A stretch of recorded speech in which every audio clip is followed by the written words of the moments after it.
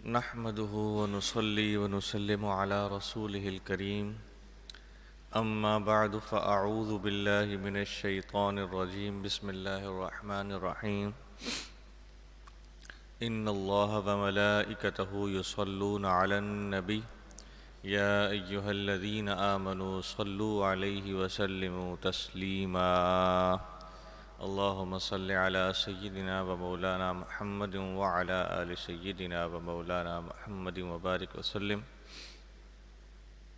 تمام سامعین کو میری طرف سے السلام علیکم ورحمۃ اللہ وبرکاتہ۔ آج انشاءاللہ تبارک و تعالی ہم 15ویں پارے سے سورہ بنی اسرائیل سے درس کا آغاز کریں گے۔ اللہ تبارک و تعالی سے دعا ہے کہ اس سورت کے اندر ہم جو بھی نیک باتوں کا تذکرہ سنیں، اللہ تبارک و تعالی ہمیں ان نیک باتوں پر عمل کرنے کی توفیق عطا فرمائیں۔ سورہ بنی اسرائیل مکی سورت ہے، 17 نمبر ہے اس کا ترتیب کے اعتبار سے، اور 50 نمبر ہے اس کا نزول کے اعتبار سے۔ 111 اس کے اندر آیتیں ہیں اور 12 اس کے اندر رکوعات ہیں۔ بسم اللہ الرحمن الرحیم، اللہ کے نام سے شروع جو بہت مہربان نہایت رحم فرمانے والا۔ سبحان الذی، پاک ہے وہ ذات، الذی، وہ ذات جس نے، اسرا، راتوں رات سفر کرایا، جو راتوں رات لے گیا، بعبدہ، اپنے بندہ خاص کو۔ اس سے مراد پیارے آقا صلی اللہ تعالی علیہ وآلہ وسلم ہیں کہ پاکی ہے اس ذات کے لیے جو لے گیا اپنے بندہ خاص محمد صلی اللہ تعالی علیہ وآلہ وسلم کو راتوں رات، لیلاً، رات کے کچھ حصے میں، من المسجد الحرام الی المسجد الاقصی، مسجد حرام سے مسجد اقصی کی طرف۔ مسجد اقصی بیت المقدس میں واقع، مسجد حرام یہ مکہ مکرمہ میں واقع۔ حضور علیہ السلام کی مختلف احادیث اور صحیح احادیث، بخاری شریف کی، مسلم شریف کی احادیث اس واقعے کو مختلف پہلوؤں سے ہمیں سمجھاتی ہیں۔ یہ جو واقعہ معراج ہے، ہجرت سے 1 سال قبل، اس کے 2 حصے بزرگوں نے فرمائے۔ ایک حصہ آپ علیہ السلام کا مکہ مکرمہ سے بیت المقدس مسجد اقصی تک کا سفر کرنا، اور پھر مسجد اقصی سے آسمانی دنیا کی طرف چلنا، سدرۃ المنتہا پہنچنا، اور اس سے لامکاں جا کر اللہ تبارک و تعالی کا دیدار کرنا، یہ دوسرا حصہ۔ تو یہاں پر 15ویں پارے کے آغاز میں جو ذکر ہے وہ معراج کے پہلے حصے کا ذکر ہے، کہ جس میں آپ علیہ السلام کو اللہ تبارک و تعالی نے سب سے پہلے مسجد حرام سے براق پر بٹھا کر، حضرت جبرائیل علیہ السلام حاضر ہوئے، براق پر بٹھایا گیا اور آپ کو مسجد اقصی لے جایا گیا۔ اس حصے کا یہاں پر ذکر ہے۔ پھر جب آپ آسمانی دنیا کی طرف بلند ہوئے اور آپ سدرۃ المنتہا پہنچے، اور سدرۃ المنتہا پر حضرت جبرائیل علیہ السلام وہی رک گئے اور آپ آگے تشریف لے گئے، وہ حصہ آپ 27ویں پارے میں سورہ نجم کے ابتدائی حصے میں انشاءاللہ تبارک و تعالی سماعت کریں گے۔ حضور علیہ السلام کی احادیث مبارکہ کا جو خلاصہ ہے، اس میں یوں بھی آیا کہ حضرت ام ہانی کے ہاں آپ آرام فرما رہے تھے، اور اس حالت میں فرشتے حاضر ہوئے اور حضور علیہ الصلاۃ والسلام، یہ صحیح حدیث بخاری شریف کی کہ حضور علیہ الصلاۃ والسلام کے حلق مبارک سے، یعنی گلے سے لے کر آپ کے سینے تک کے حصے کو یہ چاک کیا گیا، یعنی سمجھے کہ اس کو کھولا گیا اور اس میں سے آپ کے قلب مطہرہ کو نکالا گیا، اور اس کو حضور علیہ السلام فرماتے ہیں کہ میں نے دیکھا کہ ایک سونے کا تھال ہے، اس سونے کے تھال میں ایک سونے کا پیالہ ہے، اس سونے کے پیالے میں اللہ تبارک و تعالیٰ کی طرف سے ایمان اور حکمت بھری ہوئی ہے، اس ایمان اور حکمت سے میرے قلب کو صحیح طرح دھویا گیا، صاف کیا گیا، اور اس دھونے سے مراد ہے کہ اس کو اس میں پورا ڈالا گیا، ڈالنے کے بعد میرے قلب کو واپس نکال کر میری جگہ پر رکھا گیا، اور رکھنے کے بعد پھر میرے سینے کو واپس اوپر تک بند کر دیا گیا۔ یہ حضور علیہ الصلوۃ والسلام کی حدیث ہے بخاری شریف کی، جس میں آپ نے یہ الفاظ ذکر فرمائے۔ بعض نے یہ فرمایا کہ آپ ام ہانی کے گھر پر نہیں، حضرت ام ہانی رضی اللہ تعالیٰ عنہ کے گھر پر نہیں، بلکہ آپ مسجد حرام ہی میں آرام فرما رہے تھے کہ جب 3 فرشتے حاضر ہوئے، ان میں سے جو سب سے بڑے فرشتے تھے انہوں نے کہا کہ یہ جو صاحب ہیں یہ کون ہیں؟ تو دوسرے نے کہا کہ یہ تو سب سے افضل ہیں، دنیا میں انسانوں میں سب سے افضل ہیں۔ تو کہا کہ چلیں ہم انہیں ہی اللہ تبارک و تعالیٰ کی طرف لے جاتے ہیں۔ پھر براق لائی گئی اور آپ براق پہ بیٹھ کر سفر کی طرف گئے، سینہ شق صدر ہونے کے بعد۔ آپ مسجد اقصیٰ پہنچے، بیت المقدس میں ہے، اور وہاں پہنچ کر آپ علیہ الصلوۃ والسلام نے تمام انبیاء کرام سے ملاقات کی۔ سب آپ کے منتظر پہلے ہی سے وہاں موجود تھے، اور بزرگوں نے یہاں تک، محدثین کرام نے یہاں تک لکھا احادیث کرام کا خلاصہ بیان کرتے ہوئے کہ آپ علیہ الصلوۃ والسلام نے اپنے براق کو ایک خاص جگہ پر باندھا، جو آپ کی سواری تھی اس کو ایک خاص جگہ پر باندھا، اور یہ وہی جگہ تھی جہاں پر جب بھی انبیاء کرام علیہ السلام اس مسجد اقصیٰ میں اپنی ظاہری حیاتی کے اندر آیا کرتے تھے تو وہیں پر اپنے جانوروں کو باندھا کرتے تھے۔ حضور علیہ الصلوۃ والسلام نے بھی وہیں اپنے جانور کو، یعنی وہی جو آپ کی سواری تھی اس کو آپ نے باندھا، پھر آپ اندر تشریف لے گئے، انبیاء کرام موجود تھے۔ حضرت امام ابن کثیر فرماتے ہیں کہ یہ جو بیت المقدس ہے یہ انبیاء کا شہر ہے، اور حضرت ابراہیم خلیل اللہ علیہ الصلوۃ والسلام کا خاص اس کو شرف حاصل ہے۔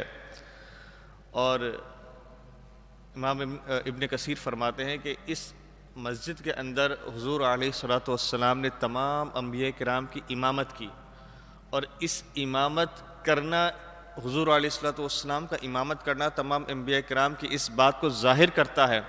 آپ فرماتے ہیں کہ فدلّ، یہ اس بات کی دلیل ہے کہ علی انہ ہوا امام الاعظم، کہ اللہ تبارک و تعالیٰ نے حضور کو تمام اماموں کا بھی امام بنایا، تمام انبیاء کا بھی امام بنایا، تمام اماموں میں سب سے بڑا امام بنا دیا، ہوا امام الاعظم۔ فرمایا کہ آپ تمام انبیاء میں سب سے بڑے امام ہیں، اور فرمایا والرئیس المقدم، فرمایا صرف امام ہی نہیں بلکہ تمام انبیاء کے بڑے سردار ہیں۔ ہر نبی اپنی قوم کے سردار ہیں، لیکن فرمایا آپ ان تمام انبیاء کے سردار ہیں، والرئیس المقدم۔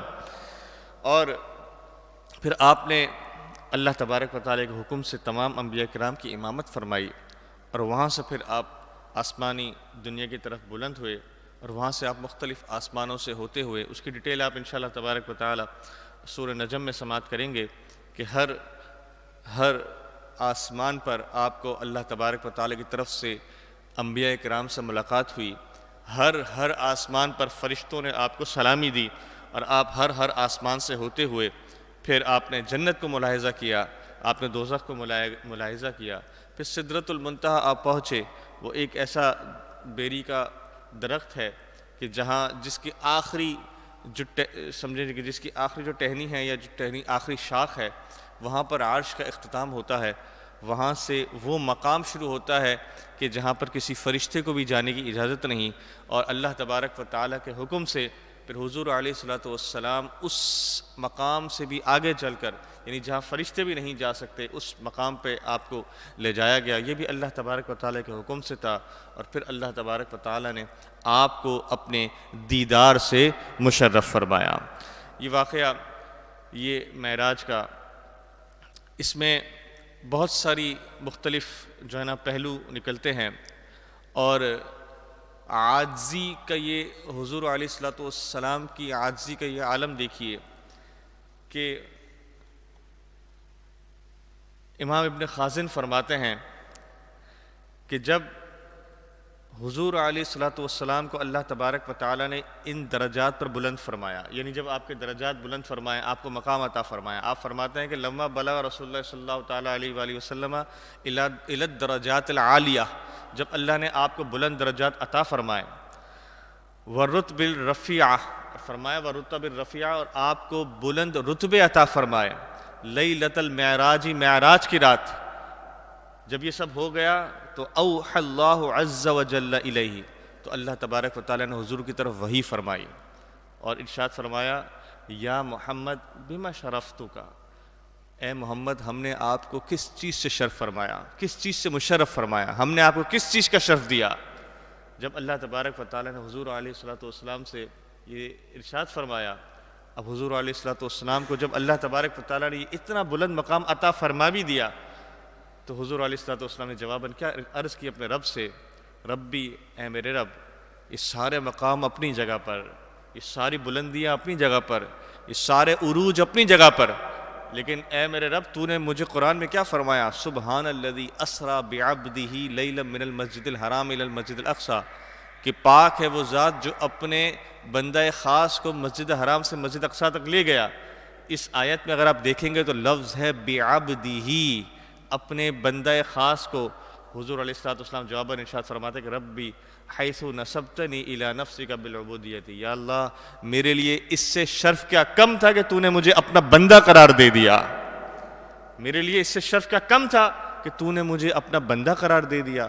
یعنی حضور علیہ الصلوۃ والسلام کا عاجزی دیکھیے کہ آپ فرماتے ہیں یا رب تو نے مجھے اپنا بندہ کہہ دیا، میرے لیے تو یہی کافی تھا، تو نے مجھے معراج عطا فرمائی، تو نے مجھے آسمانوں کی سیر کرائی، تو نے مجھے انبیاء کا امام بنایا، وہ سب اپنی جگہ پر، لیکن اے رب تیرا مجھے اپنا بندہ کہہ دینا یہ اپنی جگہ پر، تو نے مجھے اپنا بندہ کہہ دیا قرآن پاک کے اندر، بعبدہ، تو نے مجھے اپنا بندہ کہہ دیا، تو نے مجھے یہ مقام عطا فرمایا کہ مجھے اپنے بندہ ہونے کا تو نے شرف عطا فرمایا۔ یا رب، بزرگان دین فرماتے ہیں کہ حضور علیہ الصلوۃ والسلام نے ہمیں یہ عاجزی سکھائی کہ انسان جو جتنا عاجزی کے مقام پر جاتا رہتا ہے، اللہ تبارک و تعالیٰ اس کو اتنی بلندی عطا فرماتا رہتا ہے۔ جو جتنا بلند ہوگا وہ اتنا ہی عاجز ہوگا، جو حقیقت میں جتنا بلند ہوگا وہ اتنا ہی عاجز ہوگا۔ فرمایا کہ بعبدہ لیلا من المسجد الحرام الی المسجد الاقصی، فرمایا اپنے بندہ خاص کو رات کے ایک خاص حصے میں مسجد حرام سے مسجد اقصی تک، الذی بارکنا حولہ، وہ جگہ کہ جس کے ارد گرد ہم نے بڑی برکتیں رکھی ہیں۔ یہ برکتیں کیوں ہیں مسجد اقصی کے اطراف میں؟ کیونکہ اللہ تبارک و تعالیٰ نے اس شہر کو انبیاء کا شہر بنایا، اس شہر میں مختلف انبیاء کرام کثرت سے آتے رہے۔ فرمایا لنوریہ من آیاتنا، یہ اس لیے ہے کہ اے محبوب ہم آپ کو اپنی نشانیاں دکھائیں، انہ هو السمیع البصیر، بے شک وہی سنتا اور دیکھتا ہے۔ وآتینا موسیٰ الکتاب، فرمایا ہم نے موسیٰ علیہ الصلوۃ والسلام کو کتاب عطا فرمائی، وجعلناہ ہدی لبنی اسرائیل، اور ہم نے انہیں بنی اسرائیل کے لیے ہدایت بنایا، اللہ تتخذوا من دونی وکیلا، کہ میرے سوا کسی کو اپنا شریک نہ ٹھہراؤ، میرے سوا کسی کو اپنا کارساز نہ ٹھہراؤ۔ فرمایا ذریۃ من حملنا مع نوح، اور اے وہ لوگوں، ان کی اولاد جن کو ہم نے نوح کے ساتھ کشتی میں سوار کیا، یعنی جو حضرت موسیٰ علیہ الصلوۃ والسلام کے زمانے میں لوگ تھے، یہ یقیناً وہی لوگ تھے کہ جو حضرت نوح علیہ الصلوۃ والسلام ان کی اولاد میں سے تھے، جو حضرت نوح علیہ السلام کی ساتھ کشتی میں سوار ہوئے تھے۔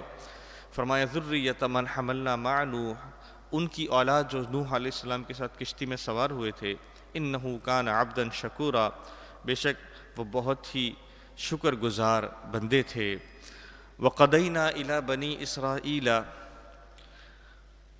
اور ہم نے وہی بھیجی بنی اسرائیل کی طرف، فی الکتابی ان کی کتاب میں، لتفسدن فی الارض مرتین، کہ تم ضرور زمین میں 2 مرتبہ فساد مچاؤ گے، یعنی دوسری مرتبہ پھر فساد مچاؤ گے۔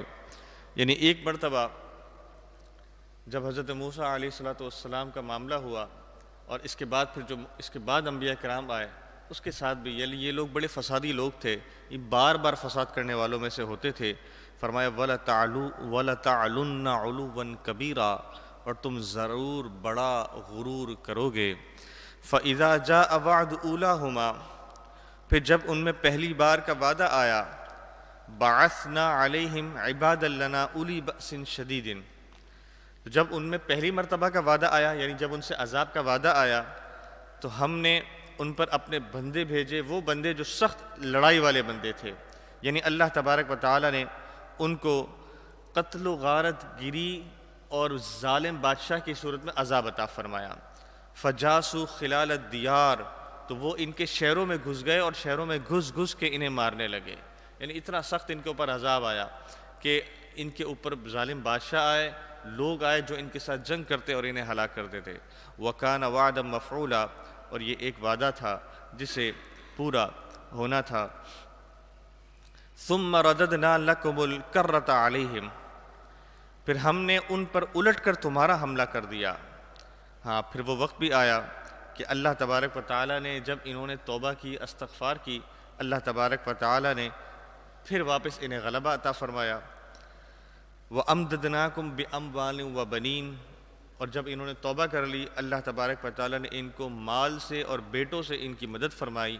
وَجَعَلْنَاكُمْ أَكْثَرَ نَفِيرًا، اور تمہارے نفری کو، تمہارے جتھے کو، تمہاری کوانٹیٹی کو، تمہاری پاپولیشن کو ہم نے بڑھا دیا۔ بزرگان دین یہاں فرماتے ہیں کہ جب ان لوگوں نے توبہ کی، اللہ تبارک و تعالیٰ نے ان کے مال میں بھی اضافہ فرمایا، ان کی اولاد میں بھی اضافہ فرمایا۔ تو یہاں سے بزرگان دین فرماتے ہیں کہ جو چاہتا ہو اس کی مال میں اولاد ہو اور اس کی اولاد میں اضافہ ہو، فرمایا وہ استغفر اللہ کی کثرت کرے، استغفار کی کثرت کرے، توبہ کرے۔ جو توبہ کی کثرت کرے گا، اللہ تبارک و تعالیٰ اس کے مال میں بھی برکت عطا فرمائے گا، اولاد میں بھی برکت عطا فرمائے گا۔ پھر فرمایا ان احسنتم احسنتم لانفسکم، اگر تم بھلائی کرو گے تو اپنے آپ ہی کے لیے بھلائی کرو گے، یعنی اس بھلائی کا نفع تمہیں خود ہی پہنچے گا۔ وَإِنْ أَسَأْتُمْ فَلَهَا، اور اگر تم برا کرو گے تو بھی اس کی برائی تمہاری ہی طرف ہے۔ فَإِذَا جَاءَ وَعْدُ الْآخِرَةِ، پھر جب دوسری مرتبہ کا وعدہ آ گیا، لِيَسُوءُوا وُجُوهَكُمْ، کہ دشمن تمہارا منہ بگاڑ دیں، یعنی تمہیں لوٹیں، تمہیں قتل کریں۔ وَلِيَدْخُلُوا الْمَسْجِدَ، اور مسجد میں تمہاری داخل ہو جائیں، کما دخلوہ اول مرۃ، جیسا کہ پہلی مرتبہ داخل ہوئے تھے۔ یعنی جو بنی اسرائیل کی عبادت گاہیں تھیں، مسجدیں تھیں، جب ظالم بادشاہ آئے، اللہ تبارک و تعالیٰ کی طرف سے عذاب آیا تو یہ ان کی مسجدوں میں گھس جاتے، ان کی مسجدوں میں گھس کر ان کو قتل کیا کرتے، ان کی مسجدیں ویران ہو جاتی، ان کی مسجدوں میں کوئی عبادت کرنے والا نہ ہوتا۔ فرمایا کما دخلوہ اول مرۃ، تو جس طرح یہ پہلی مرتبہ گھسے تھے، اس مرتبہ پھر وہ گھسے۔ وَلِيُتَبِّرُوا مَا عَلَوْا تَتْبِيرًا، اور جس چیز پر یہ لوگ قابو پاتے اس چیز کو یہ تباہ و برباد کر دیتے۔ انہیں گھر ملتا اس کو تباہ کرتے، انسان ملتا اسے قتل کر دیتے، انہیں جانور ملتا اسے ختم کر دیتے، انہیں مال ملتا اسے غصب کر لیتے۔ ان کے اوپر بڑی تکلیفیں آئیں۔ عَسَىٰ رَبُّكُمْ أَن يَرْحَمَكُمْ، قریب ہے کہ تمہارا رب تم پر رحم فرمائے، یعنی دوسری مرتبہ کے بعد بھی اگر توبہ کریں گے اللہ تبارک و تعالیٰ اس کے بعد بھی ان پر رحم فرمائے گا۔ عَسَىٰ رَبُّكُمْ أَن يَرْحَمَكُمْ، قریب ہے کہ تمہارا رب تم پر رحم فرمائے۔ وَإِنْ عُدْتُمْ عُدْنَا، اور اگر پھر تم حد سے بڑھو گے تو پھر تمہیں اللہ تبارک و تعالیٰ عذاب میں مبتلا فرمائے گا۔ وَجَعَلْنَا جَهَنَّمَ لِلْكَافِرِينَ حَصِيرًا، اور ہم نے جہنم کو کافروں کے لیے قید خانہ بنایا۔ إِنَّ هَذَا الْقُرْآنَ، بے شک یہ قرآن یہدی للتی ہی اقوم، وہ رستہ دکھاتا ہے، یہ قرآن وہ رستہ جو سب سے سیدھا رستہ ہے، التی ہی اقوم، فرمایا جو سب سے زیادہ قائم، سب سے زیادہ مضبوط رستہ ہے، یہ قرآن وہ رستہ دکھاتا ہے۔ وَيُبَشِّرُ الْمُؤْمِنِينَ الَّذِينَ، اور یہ قرآن خوشخبری سناتا ہے ان مؤمنوں کو، الَّذِينَ يَعْمَلُونَ الصَّالِحَاتِ، وہ مؤمن جو نیک عمل کرتے ہیں۔ کیا خوشخبری سناتا ہے یہ قرآن؟ جو نیک عمل کرتے ہیں ان کو کیا خوشخبری ملتی ہے؟ فرمایا أَنَّ لَهُمْ أَجْرًا كَبِيرًا، کہ ان کے لیے بڑا ثواب ہے۔ وَأَنَّ الَّذِينَ لَا يُؤْمِنُونَ بِالْآخِرَةِ، اور ان کے لیے یہ خبر بھی سناتا ہے قرآن، صرف مؤمنوں کو خوشخبری نہیں دیتا بلکہ جو آخرت پر ایمان نہیں لاتے ان کو بھی خبر سناتا ہے۔ کیا خبر سناتا ہے؟ کہ اعتدنا لہم عذابا علیما، رب فرماتا ہے کہ ہم نے ان کے لیے دردناک عذاب تیار کر کے رکھا ہے۔ جو آخرت کو نہیں مانتے ان کے لیے دردناک عذاب ہے۔ آگے فرمایا وَيَدْعُ الْإِنسَانُ بِالشَّرِّ دُعَاءَهُ بِالْخَيْرِ،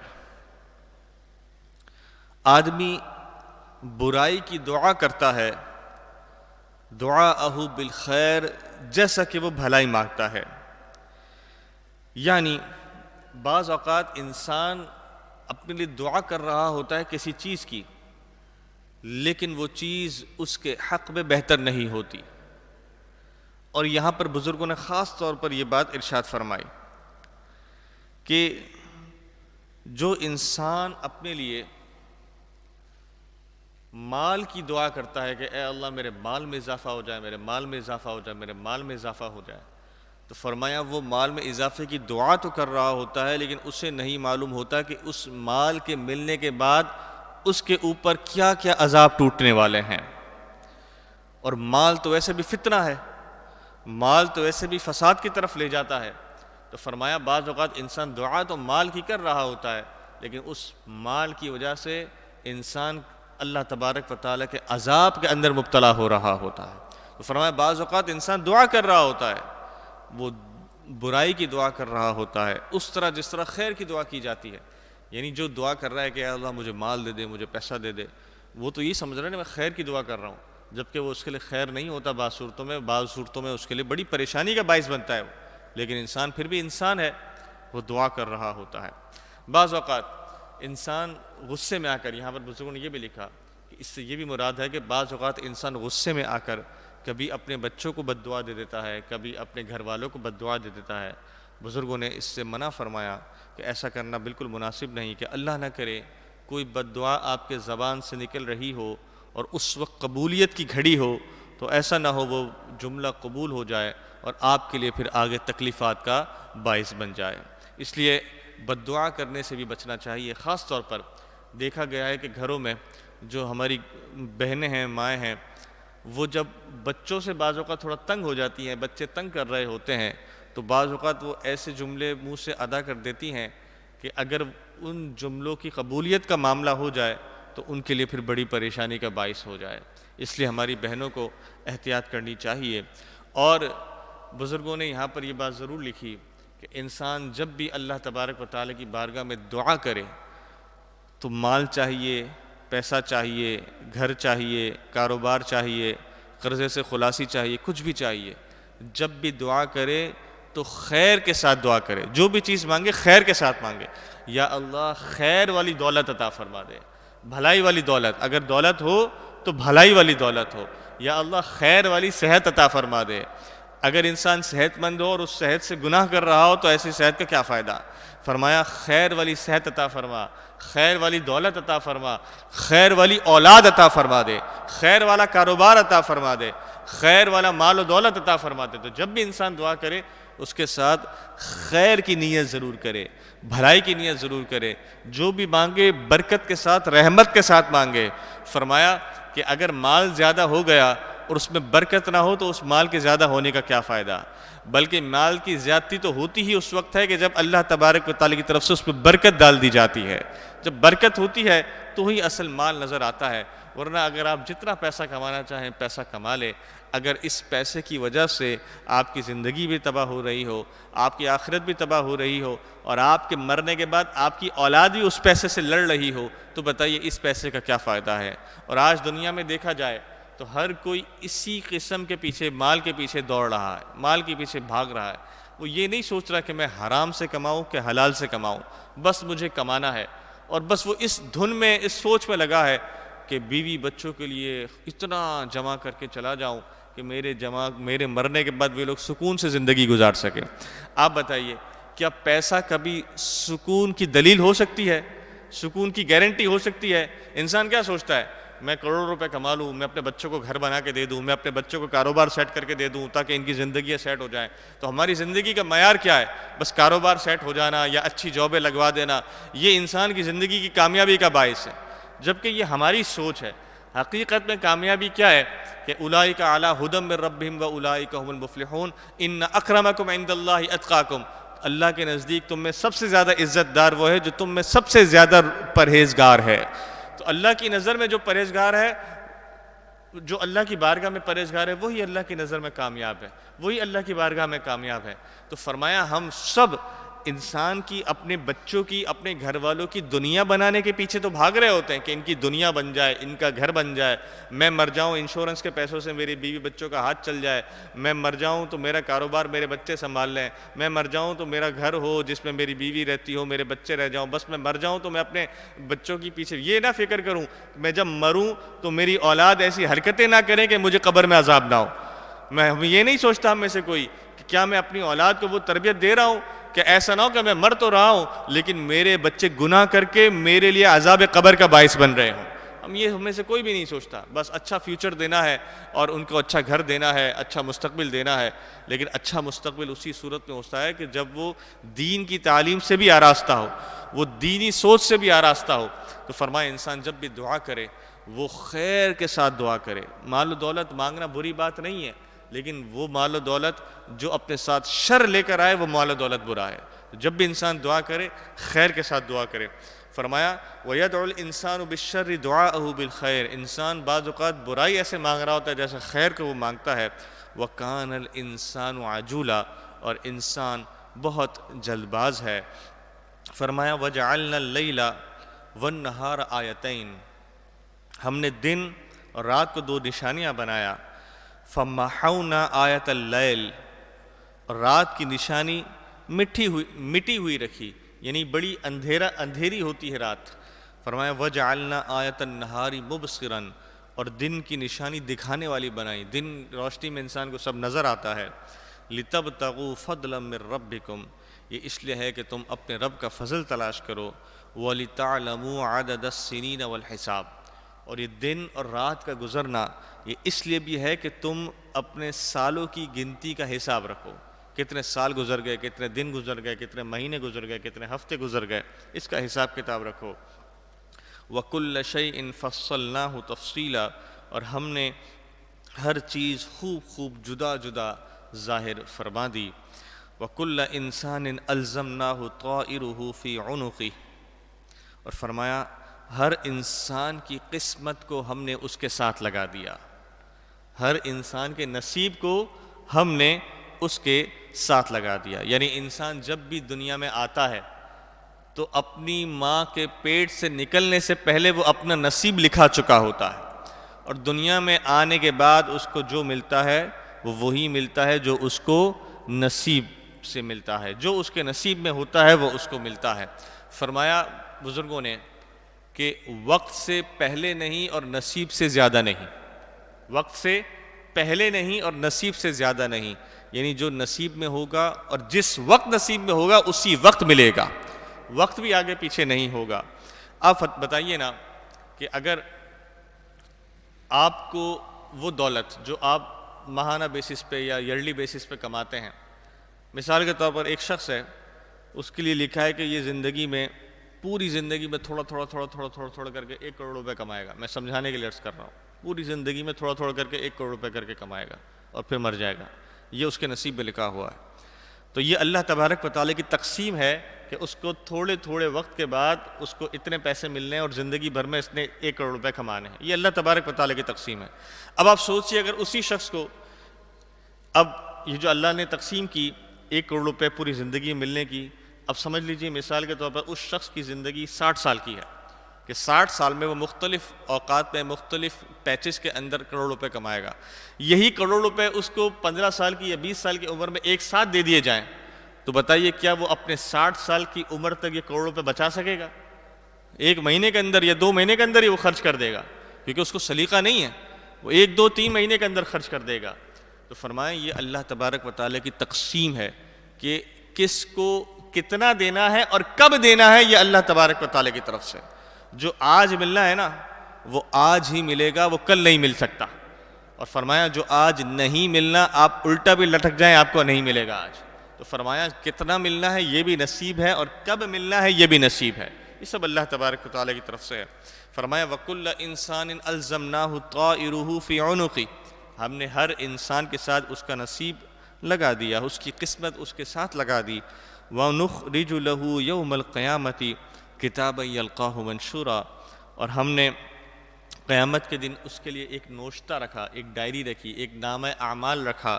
فرمایا جسے وہ کھلا ہوا پائے گا، یعنی جب ہم قیامت میں حاضر ہوں گے ہمارا نامہ اعمال ہمارے سامنے موجود ہوگا. اور پھر انسان کو جھڑکنے کے لیے، جو انسان گناہ گار ہے اس کو تکلیف دینے کے لیے کہا جائے گا کہ اقرأ کتابک، کہ جو تو نے زندگی بھر کیا ہے نا، تیرا نامہ اعمال تیرے سامنے ہے. اقرأ کتابک، اب ذرا اپنا نامہ اعمال پڑھ کہ تو نے دنیا میں کیا کیا کیا ہے. کفا بنفسک اليوم علیک حسیبا، آج تو خود ہی اپنے حساب کرنے کو بہتر ہے. فرمایا آج تو اپنا حساب خود ہی کر لے، تجھے سمجھ آ جائے گی تو نے دنیا میں کیا کیا کیا ہے. فرمایا من اہتدی، جو ہدایت پر آیا فإنما یہتدی لنفسہ، وہ اپنے آپ ہی کے لیے ہدایت پر آیا. ومن ضل، اور جو گمراہ ہوا فإنما یضل علیہا، اس کی گمراہی اسی کے اوپر ہے. ولا تزر وازرۃ وزر اخری، کوئی اٹھانے والی جان کسی دوسری جان کا بوجھ نہیں اٹھائے گی. ہر جان نے اپنا بوجھ، اپنا نامہ اعمال خود آنا ہے، لے کر آنا ہے. وما كنا معذبین حتی نبعث رسولا، اور ہم عذاب کرنے والے نہیں ہیں جب تک ہم کوئی رسول نہ بھیج دیں. وَإِذَا أَرَدْنَا أَن نُهْلِكَ قَرْيَةً، اور جب ہم ارادہ کرتے ہیں کہ ہم کسی بستی کو ہلاک فرمائیں، امرنا مترفیہا، جب ہم ارادہ کرتے ہیں کہ ہم کسی بستی کو ہلاک فرمائیں تو فرمایا کہ اس کے خوشحالوں پر ہم احکام بھیجتے ہیں. امرنا مترفیہا، یعنی ہم اس کے جو خوشحال لوگ ہیں، یعنی ایلیٹ کلاس ہے، اس ایلیٹ کلاس کو پہلے ذمہ دار بناتے ہیں کہ بھائی جو تم کر رہے ہو، تمہارے چھوٹے لوگ تمہارے دیکھا دیکھی کرتے ہیں تو تم ان کے اعمال کے بھی ذمہ دار ہو. فرمایا امرنا مترفیہا، ہم ان کے خوشحال لوگوں پر احکام بھیجتے ہیں. سرداروں کو ذمہ داریاں دیتے ہیں کہ تم نے اپنی قوم کو کس طرح چلانا ہے. فرمایا ففسقوا فیہا، لیکن پھر وہ اپنی قوم میں فساد کرتے ہیں، بے حکمی کرتے ہیں. فحق علیہ القول، تو ان پر بات ثابت ہو جاتی ہے. فدمرناہا تدمیرا، پھر ہم ان سب کو تباہ و برباد کر دیتے ہیں. وَكَمْ أَهْلَكْنَا مِنَ الْقُرُونِ مِنْ بَعْدِ نُوحٍ، اور نوح علیہ السلام کے بعد ہم نے کتنی ہی قوموں کو ہلاک فرمایا. کَفَى بِرَبِّكَ بِذُنُوبِ عِبَادِهِ خَبِيرًا بَصِيرًا، اور آپ کا رب کافی ہے، اپنے بندوں کے گناہوں سے خبردار بھی ہے اور دیکھنے والا بھی ہے. من کان یرید العاجلہ، فرمایا جو جلدی کرنا چاہے، عجلنا لہ فیہا ما نشاء، ہم اسے وہ دے دیں گے جس پہ وہ جلدی کرنا چاہتا ہے. لمن نرید، جس میں ہم چاہیں. ثم جعلنا لہ جہنم، پھر ہم اس کے لیے جہنم کر دیں گے. کافر کہتے تھے دنیا میں ہی سب مل جائے، مال مل جائے، دولت مل جائے، اولاد مل جائے، جانور مل جائیں. فرمایا انہیں جلدی ہے، مال و دولت کی جلدی، ہم انہیں دنیا میں دے دیں گے، مسئلہ نہیں ہے. لیکن جب آخرت میں یہ لوگ آئیں گے، فرمایا ثم جعلنا لہ جہنم، پھر ہم انہیں جہنم کا ایندھن بنا دیں گے. ثم جعلنا لہ جہنم، ہم ان کے لیے جہنم بنا دیں گے. یصلاھا مذموما مدحورا، اور وہ اس میں دھتکارا ہوا، مذمت کیا ہوا جائے گا. فرمایا ومن اراد الآخرہ، یہ تو تھی دنیا کی بات، دنیا میں جلد بازی کرتا تھا، دنیا میں دے دیا گیا، لیکن پھر آخرت میں عذاب ہے. اور آگے فرمایا ومن اراد الآخرہ، لیکن جو آخرت چاہتا ہے، جو آخرت کی کامیابی چاہتا ہے، وسعی لہ سعیہا، اور آخرت کی کامیابی کی کوشش بھی کرتا ہے، آخرت کی کامیابی چاہتا ہے، اور صرف کامیابی نہیں چاہتا بلکہ کامیابی چاہنے کے ساتھ وہ دنیا میں اس آخرت کو کامیاب بنانے کے لیے محنت بھی کرتا ہے۔ آخرت ایسے کامیاب نہیں ہوتی، آخرت کو کامیاب بنانے کے لیے محنت کرنی پڑتی ہے۔ قبر ایسے اچھی نہیں ہوگی، قبر کو اچھا بنانے کے لیے محنت کرنی پڑے گی۔ تو فرمایا ومن اراد الآخرہ، جو آخرت کا ارادہ کرتا ہے، وسعی لہا سعیہا، اس کے لیے کوشش بھی کرتا ہے، وہو مؤمن، اور وہ مؤمن ہے، فاولئک کان سعیہم مشکورا، تو یہی وہ لوگ ہیں کہ جن کی سعی، جن کی کوشش ان کے کام آئے گی، اس کا انہیں بدلہ ملے گا۔ کلا نمد ہؤلاء وہؤلاء من عطاء ربک، ہم سب کو مدد دیتے ہیں، ان کو بھی اور ان کو بھی۔ فرمایا ہم سب کی مدد کرتے ہیں، ان کو بھی کرتے ہیں، ان کی بھی کرتے ہیں، من عطاء ربک، آپ کے رب کی عطا سے ہے، یعنی جو دنیا کے لیے بھاگ دوڑ کرتا ہے، آخرت کی فکر نہیں کرتا، ہم اس کی بھی مدد کرتے ہیں، چل تو دنیا میں کامیاب ہو جا۔ اور جو آخرت کی فکر کرتا ہے، آخرت کے لیے محنت کرتا ہے، آخرت کے لیے کوشش کرتا ہے، ہم اس کی بھی مدد فرماتے ہیں۔ فرمایا وما کان عطاء ربک محظورا، اور آپ کے رب کی عطا پر کوئی روک نہیں ہے، کوئی اسے روک نہیں سکتا۔ انظر کیف فضلنا بعضهم علی بعض، دیکھو ہم نے ان میں سے ایک کو ایک پر کیسی بڑائی عطا فرمائی، کس طرح ایک کو ایک پر بلند کیا۔ وللآخرۃ اکبر درجات، اور بے شک آخرت درجوں میں سب سے بڑی ہے، وہ اکبر تفضیلا، اور فضیلت میں بھی سب سے بڑی ہے۔ لا تجعل مع اللہ الہا آخر، فرمایا اللہ تبارک و تعالیٰ کے ساتھ کسی دوسرے کو الہ نہ بناؤ، فتقعد مذموما مخذولا، اگر ایسا کرو گے تو تم بیٹھے رہو گے مذمت کیا ہوا، بے کس، تمہارا کوئی سہارا نہیں ہوگا، تمہارا کوئی مدد کرنے والا نہیں ہوگا، تمہارا کوئی حامی نہیں ہوگا، تم بے یار و مددگار ہو جاؤ گے اگر اللہ کے سوا کسی اور کو پکارو گے۔ دو رکوع ہم نے ایک ساتھ سماعت کیے، سورہ اسراء کی ابتدا تھی، سورہ بنی اسرائیل کی ابتدا تھی، اور اس میں ہم نے شروع میں واقعہ معراج کا وہ حصہ جس میں آپ نے حضور علیہ السلام نے مسجد حرام سے مسجد اقصیٰ کی طرف سفر فرمایا، اس کا ہم نے تذکرہ سنا، اور اس کے بعد پھر ہم نے مختلف طریقوں سے اللہ تبارک و تعالیٰ نے ہم نے یہ سمجھایا، ہمیں یہ سکھایا کہ یہ بنی اسرائیل، ان کو اللہ تبارک و تعالیٰ نے عذاب میں مبتلا فرمایا، ایک مرتبہ بھی فرمایا، پھر دوسری مرتبہ فرمایا، توبہ کی، اللہ نے ان کی توبہ بھی قبول فرمائی، اور پھر ہم نے یہ بھی ان رکوعات کے اندر سنا کہ انسان بعض اوقات دعا کر رہا ہوتا ہے، وہ سمجھتا ہے میں خیر کی دعا کر رہا ہوں، جبکہ وہ اس کے لیے برا ہوتا ہے۔ بزرگوں نے فرمایا کہ جب انسان دعا کرے تو جس چیز کی بھی دعا کرے وہ خیر کے ساتھ دعا کرے، اور یہ دعا ضرور کرے کہ یا اللہ جو میرے حق میں خیر ہے وہ مجھے عطا فرما دے، جو میرے حق میں بہتر ہے وہ مجھے عطا فرما دے۔ اور پھر ہم نے آخری رکوع دوسرے رکوع کے اندر یہ بھی سنا کہ ہر انسان کے نصیب کو ہم نے اس کے ساتھ لگا دیا، انسان کو وہی ملے گا جو اس کے نصیب میں ہے۔ اور پھر آخری میں ہم نے بڑی زبردست بات سماعت کی، وہ یہ کہ جو دنیا کی کوشش کرتا ہے ہم اس میں بھی اس کی مدد کرتے ہیں، اور جو آخرت کی کامیابی کی کوشش کرتا ہے ہم اس میں بھی اس کی مدد کرتے ہیں۔ لیکن یاد رکھو اگر تم دنیا اور آخرت کا موازنہ کرو گے تو آخرت کی کامیابی دنیا کی کامیابی کے مقابلے میں کہیں بڑی ہے، بہت زیادہ بڑی ہے، تو آخرت کی کامیابی اس کی سعی کرو۔ اللہ تبارک و تعالی ہمیں آخرت کو اچھا کرنے والے اعمال کرنے کی توفیق عطا فرمائے۔ اب ہم انشاءاللہ تبارک و تعالی تیسرے رکوع کا آغاز کریں گے، ایک مرتبہ بآواز بلند درود پاک پڑھ لیجئے۔ اللہم صلی علی سیدنا و مولانا۔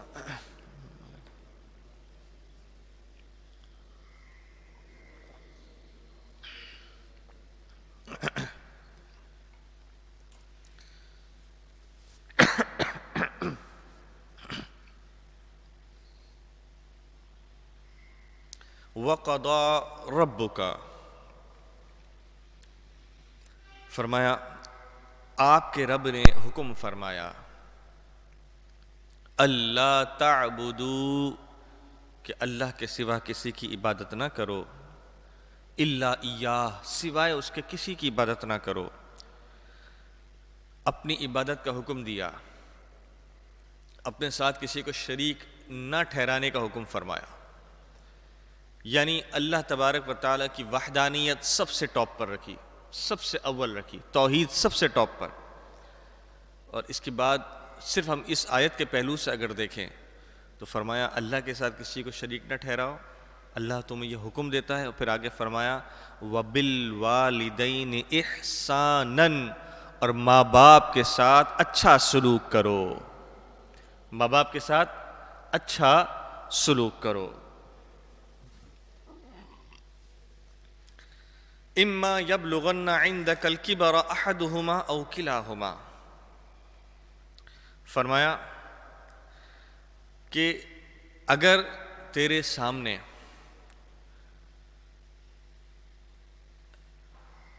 ان دونوں میں سے کوئی ایک یا دونوں، احدہما او کلاہما، کوئی ایک یا دونوں، عندک الکبر، کبر کہتے ہیں بڑھاپا، اگر تیرے سامنے تیرے والدین میں سے دونوں یا کوئی ایک بڑھاپے کو پہنچ جائیں، فرمایا فلا تقل لہما اف، تو ان سے تو نے اف تک نہیں کہنا۔ فرمایا ولا تنہرہما، انہیں جھڑکنا تک نہیں ہے، وقل لہما قولا کریما، اور ان سے بڑی عزت اور تعظیم کے ساتھ بات کرنی ہے، ان سے بڑی عزت اور تعظیم کے ساتھ بات کرنی ہے۔ اس آیت میں سب سے پہلے تو اللہ تعالیٰ نے توحید کا ذکر فرمایا کہ شرک نہیں کرنا، اور اس کے فوراً بعد پھر ماں باپ کے ساتھ احسان کرنے کا ذکر ہوا، وَبِالْوَالِدَيْنِ إِحْسَانًا۔ اور یہاں پر امام رازی علیہ رحمہ نے بڑی خوبصورت بات بیان فرمائی تفسیر کبیر میں۔ آپ فرماتے ہیں کہ جب آپ قرآن کی اس آیت کو دیکھیں گے نا، فرمایا وَبِالْوَالِدَيْنِ إِحْسَانًا، یہ نون پر دو احسانًا، نون پر دو زبر لگے ہیں، یہ لفظ نکیرہ ہے عربی کی اصطلاح میں، اور آپ فرماتے ہیں کہ جب لفظ یہاں پر نکیرہ ذکر ہوا تو اس نکیرہ لفظ ذکر کرنے کا مقصد یہ تھا کہ اللہ تبارک و تعالیٰ نے اس جملے کے اندر، اس لفظ احسان کے اندر تمام قسم کے احسانات کو داخل فرما دیا، تمام قسم کے احسانات کو شامل فرما دیا۔ اس کی مثال ایسے ہے کہ آپ کو اگر میں انگلش میں سمجھاؤں تو جب کہتے ہیں نا کہ ہم بک، تو وہ ایک کوئی بھی بک ہو سکتی ہے، لیکن ہم جب اس کے آگے دی لگا دیتے ہیں THED، دی بک، تو اس سے کوئی خاص بک مراد ہوتی ہے، اس سے کوئی خاص بک مراد ہوتی ہے۔ تو جب نارمل بک کہتے ہیں تو اس سے ہر بک مراد ہوتی ہے، اس کو کامن ناؤن کہتے ہیں لفظ نکیرہ، اور ایک ہوتا ہے لفظ معرفہ خاص لفظ۔ جیسے میں کہوں کتاب تو وہ کوئی بھی کتاب ہے، لیکن میں کہوں نا وہ کتاب یا کوئی خاص کتاب تو اس سے کوئی خاص کتاب مراد ہوگی۔ تو اللہ تبارک و تعالیٰ نے، آپ فرماتے کہ احساناً لفظ کو معرفہ ذکر نہیں فرمایا۔ آپ نے اس کو اگر معرفہ ہوتا تو شاید یہ ذہن میں سوال آتا کہ کچھ خاص قسم کا احسان کرنا مراد ہے۔ فرماتے ہیں کہ احساناً کو آپ نے نکیرہ اس لیے رکھا کہ اس میں تمام قسم کے احسانات داخل ہو جائیں، اور آپ فرماتے ہیں کہ وَقَضَىٰ رَبُّكَ، تمہارا رب تمہیں حکم دیتا ہے کہ ان تحسنوا الی الوالدین احسانا عظیما کاملا، اپنے والدین کے ساتھ ایسا احسان کرو جو عظیم بھی احسان بھی ہو اور کامل احسان بھی ہو۔ اور پھر فرمایا کہ صرف یہ ایسے ہی نہیں ہے، فرمایا وَذَلِكَ لِأَنَّهُ، اور یہ اس لیے ہے کہ لما کان احسانہما الیک قد بلغ الغایۃ العظیمۃ، کہ ان کا تجھ پر یہ احسان ہے کہ انہوں نے تجھے ایک مکمل عظیم انسان بنایا، تو انہوں نے تجھے ایک الیک قد بلغ الغایۃ العظیمۃ، جب انہوں نے تیرے ساتھ مکمل احسان کیا تو تجھے بھی جواباً ان کے ساتھ مکمل احسان کرنا ہے۔ اب ان کا مکمل احسان ہم پر کیا ہے؟ بزرگوں نے فرمایا جب انسان چھوٹا ہوتا ہے، بچہ ہوتا ہے، تو کیا کوئی ماں باپ یہ سوچتے ہیں کہ اگر کسی بچے کے ہاتھ میں چوٹ لگ جائے، ماں باپ کیا سوچتے ہیں یار بھلے چوٹ ہے نہ لگی، چھوڑے بھاڑ میں جائے، نہ دوائی دینی ہے نہ کچھ کرنا ہے؟ کیا کوئی ماں باپ اپنی اولاد کو ایسی حالت میں چھوڑ سکتا ہے؟ کیا کوئی ماں باپ اتنی نیگلیجنسی کر سکتا ہے؟ کوئی ماں، کوئی باپ، خاص طور پر ماں، کیا کوئی اتنی نیگلیجنسی کر سکتی ہے کہ بچے کو کسی ایسی جگہ ڈال دے جہاں پر اس کا ہاتھ کٹ جائے؟ کہ کوئی ماں ایسا کام کر سکتی ہے اپنے اولاد کو ایسی جگہ ڈال دے جہاں پر وہ جل جائے؟ ماں اور باپ دونوں مل کر جب بچہ چھوٹا ہوتا ہے تو ہر وقت اس بات کی فکر میں لگے رہتے ہیں کہ ہمارے بچے کو کسی قسم کا نقصان نہ ہو، ہمارے بچے کو کسی قسم کی پریشانی نہ ہو۔ تو یہ دیکھیں، یہ ان کا احسان عظیم ہے اور احسان کامل ہے۔ انہوں نے ہمیں جوانی تک جسم صحیح سلامت پہنچایا، تو یہ ان کا احسان ہے نا۔ وہ چاہتے تو ہمارا ہو سکتا ہے آج ہمارا ہاتھ نہیں ہوتا، وہ بے پرواہی کر دیتے، ہو سکتا ہے ہم رستے میں چلتے چلتے ہمارا ایکسیڈنٹ ہو جاتا، ہمارا ہاتھ چلا جاتا، بچپن میں ہمارا پاؤں چلے جاتا، لیکن انہوں نے ہماری ہمیشہ فکر کی۔ روڈ پار کرتے وقت ہمارا ہاتھ پکڑا، ہمیں سکھایا کہ چلنا کیسے ہے، ہمیں سکھایا کہ بات کیسے کرنی ہے، یہ سب سکھایا۔ تو آپ فرماتے ہیں کہ انہوں نے بھی تیرے اوپر احسان کامل کیا ہے۔ جب تیرا جسم صحیح سلامت ہے نا، تو سمجھ یہ ان کا احسان ہے تجھ پر کہ تیرا جسم صحیح سلامت ہے۔ تو فرمایا تو جب تیرا جسم صحیح سلامت ہے، یہ ان کا تجھ پر احسان ہے۔ فرمایا وجبا، یہ بات اس بات کو واجب کرتی ہے ان یکون احسانک الیہما کذالک، کہ جب انہوں نے تجھ پر کامل احسان کیا ہے تو تجھ پر یہ واجب بات ہو جاتی ہے کہ تو بھی اس پر احسان کامل کرے، تو بھی ان پر احسان عظیم کرے۔ تو فرمایا یہ اگر تو ان پر احسان عظیم کرتا ہے نا، احسان کامل کرتا ہے، فرمایا یہ اور آپ یہ فرماتے ہیں کہ یہ سمجھ کر مت کرنا کہ اگر تو بھی ان پر احسان عظیم یا احسان کامل کرے گا تو ان کا حق ادا کر دے گا، ایسا نہیں ہو سکتا۔ یہ تو صرف اس بات کا جواب ہے کہ جب انہوں نے احسان عظیم کیا ہے تو بھی تو احسان عظیم کر دے، لیکن اس کا جواب نہیں ہو سکتا، کیونکہ آپ فرماتے کہ حضور علیہ الصلوۃ والسلام کی وہ حدیث اپنے ذہن میں رکھنا کہ جس حدیث میں ایک شخص حضور کی بارگاہ میں آیا اور عرض کرنے لگی، یا رسول اللہ میں نے اپنی ماں کو اپنے کندھے پہ بٹھا کر حج کرایا، کیا میں نے اس کا حق ادا کر دیا؟ حضور نے فرمایا ابھی تو نے اس رات کا بھی حق ادا نہیں کیا کہ جس رات وہ خود گیلے میں سوئی تھی اور تجھے خشک جگہ پر سلایا تھا۔ تو فرمایا یہ حدیث اپنے ذہن میں رکھنا۔ امام ابن رازی فرماتے ہیں کہ جب آپ اپنے ماں باپ پر احسان کامل کرتے ہیں، احسان عظیم بھی کر دیتے ہیں، فرمایا اس کا مطلب یہ نہیں ہوا کہ آپ نے ان کو چکا دیا، آپ نے ان کا حساب چکتا کر دیا، ایسا کچھ بھی نہیں ہے، ایسا کبھی ہو بھی نہیں سکتا۔ ہاں لیکن اللہ کا حکم یہی ہے کہ ان پر احسان کامل کرنا ہے، احسان عظیم کرنا ہے۔ اور پھر فرمایا اف، یہ جو لفظ ہے نا، وَلَا تَقُلْ لَهُمَا اُفٍ، ان سے اف تک نہ کہنا۔ اللہ اکبر۔ تفسیر خازن میں امام خازن کیا فرماتے ہیں؟ آپ فرماتے ہیں کہ اما یبلغان عندک الکبر فلا تقل لهما اف، تو نے ان سے اف نہیں کہنا، یہ قرآن پاک کا حکم ہے۔ اب آپ اس کی تشریح بیان کر رہے ہیں، ذرا غور کیجئے گا آپ نے کس لیول پر جا کر تفسیر سمجھائی، اس کی تشریح سمجھائی۔ آپ فرماتے ہیں کہ جو لفظ اف ہے نا، اف، یہ آپ فرماتے ہیں کہ یہ لفظ کراہیت ہے۔ جب آپ کو کسی چیز کو دیکھ کر کراہیت آتی ہے نا، تو آپ لفظ اف نکالتے ہیں، یعنی یہ اف سمجھاتے ہیں، آپ سمجھاتے ہیں کہ جو لفظ اف ہے نا، یہ کیفیت کا نام ہے۔ مثال کے طور پر اگر آپ، میں صرف سمجھانے کے لفظ کر رہا ہوں، اگر آپ کھانا کھا رہے ہوں اور جس پلیٹ میں آپ کھا رہے ہو اس پلیٹ میں آپ کو لال بیگ نظر آ جائے، کیسی کراہیت ہوگی؟ آپ یہ کیا ہے، کیا دیکھ لیا میں نے؟ کھانا کھاتے وقت آپ کے سامنے کوئی وامٹنگ کر دے تو آپ ایک دم کراہیت میں آ جاتے ہیں کہ یار یہ کیا ہو گیا۔ اس کو کہتے ہیں کراہیت۔ یہ جو انسان کی طبیعت کی جو کراہیت ہوتی ہے نا، تو آپ فرماتے ہیں کہ یہ جو لفظ اف ہے یہ کراہیت کو ثابت کرنے کے لیے، یعنی کراہیت سمجھانے کے لیے، کہ انسان جب اف اس وقت اس کے ذہن میں اف اس وقت آتا ہے جب انسان کسی چیز سے کراہیت دیکھ رہا ہوتا ہے۔ اس طرح جب ہم گندگی دیکھتے ہیں، گٹر کا پانی دیکھتے ہیں تو اف نکلتا ہے نا، کراہیت ہوتی ہے۔ اب آپ سمجھاتے ہیں کہ سنو، جو قرآن مجید میں حکم ہے نا کہ عندک الکبر فلا تقل لهما اف، ان سے اف نہ کہنا، آپ کہتے ہیں حین تری الاذی، کہ جب تو اپنے ماں باپ سے گندگی دیکھے، یعنی آپ کتنے لیول پہ سمجھا رہے ہیں؟ آپ فرما رہے ہیں جب تو اپنے ماں باپ سے گندگی دیکھے، یعنی جب تیرے ماں باپ بوڑھے ہوں اور بڑھاپے میں اللہ نہ کرے ان کو کوئی بیماری ہوتی ہے، کوئی مسئلہ ہوتا ہے، اور اللہ نہ کرے اللہ تعالی ہم سب کو محفوظ فرمائے، لیکن بیماری کی وجہ سے ان کے جسم سے کسی قسم کی گندگی کا معاملہ ہوتا ہے، گندگی نکلتی ہے، فرمایا وَتُمِيتُ عَنْهُمَ الْخَلَاءُ وَالْبَوْلُ، آپ تو یہ لکھتے ہیں کہ یہاں تک کہ ان کے جسم کے آگے یا پیچھے کے مقام سے کوئی گندگی بھی نکل آتی ہے۔ فرمایا وَلَا تَقُلْ لَهُمَا اف، تو نے اس حالت میں ان سے اف نہیں کہنا، یہ کراہیت کا اظہار نہیں کرنا۔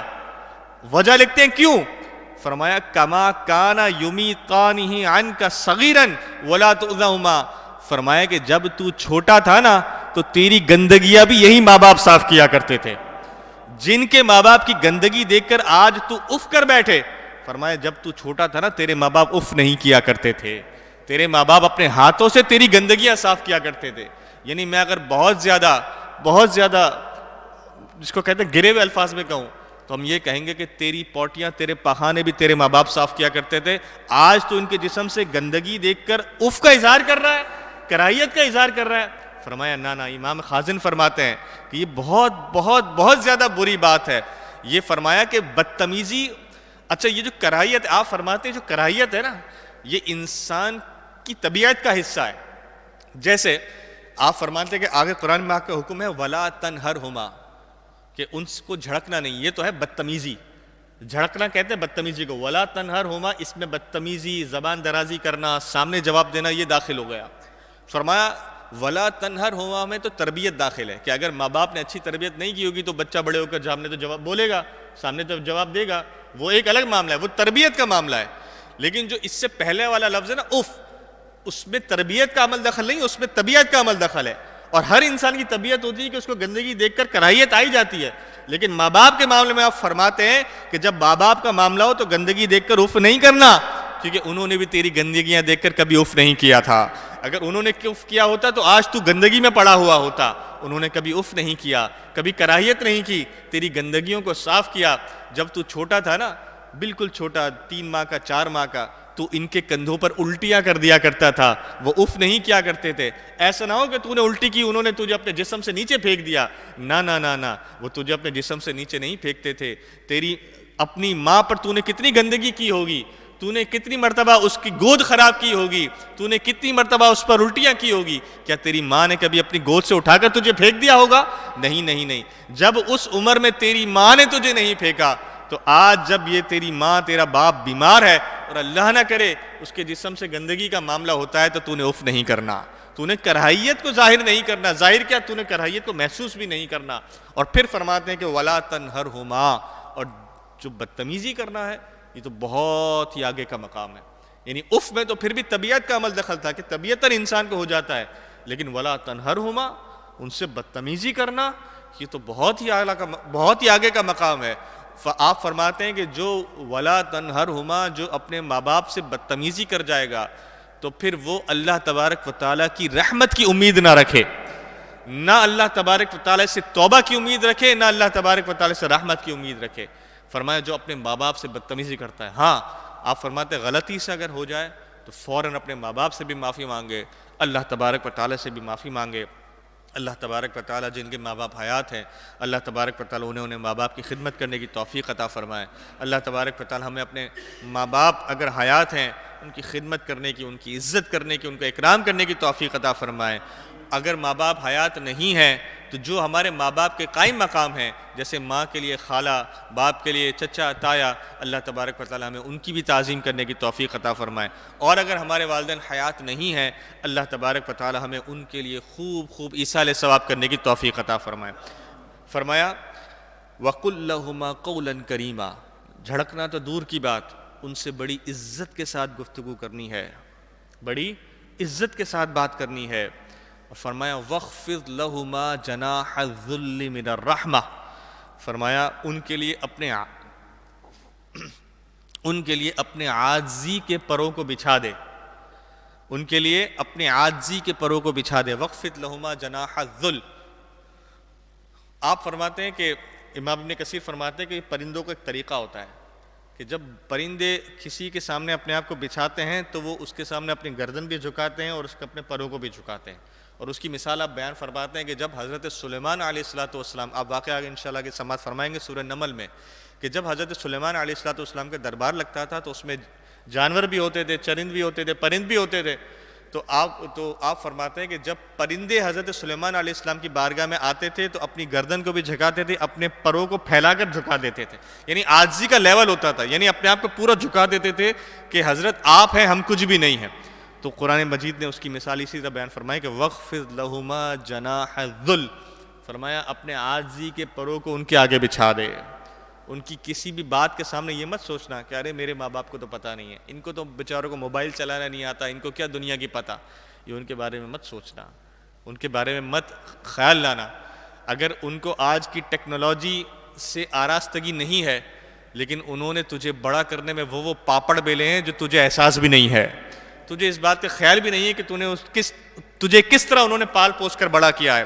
فرمایا وَخْفِضْ لَهُمَا جَنَاحَ الذُّلِّ، اب ایک تو اپنی عاجزی کے پروں کو بچھانا ہے، اور پھر فرمایا مِنَ الرَّحْمَةِ، نرم دلی سے بچھانا ہے، یعنی ان سے اپنی رحمت، ان کے سامنے اپنی نرم دلی دکھانی ہے، اپنا دل نرم کر لیں، موم کر لیں ان کے لیے۔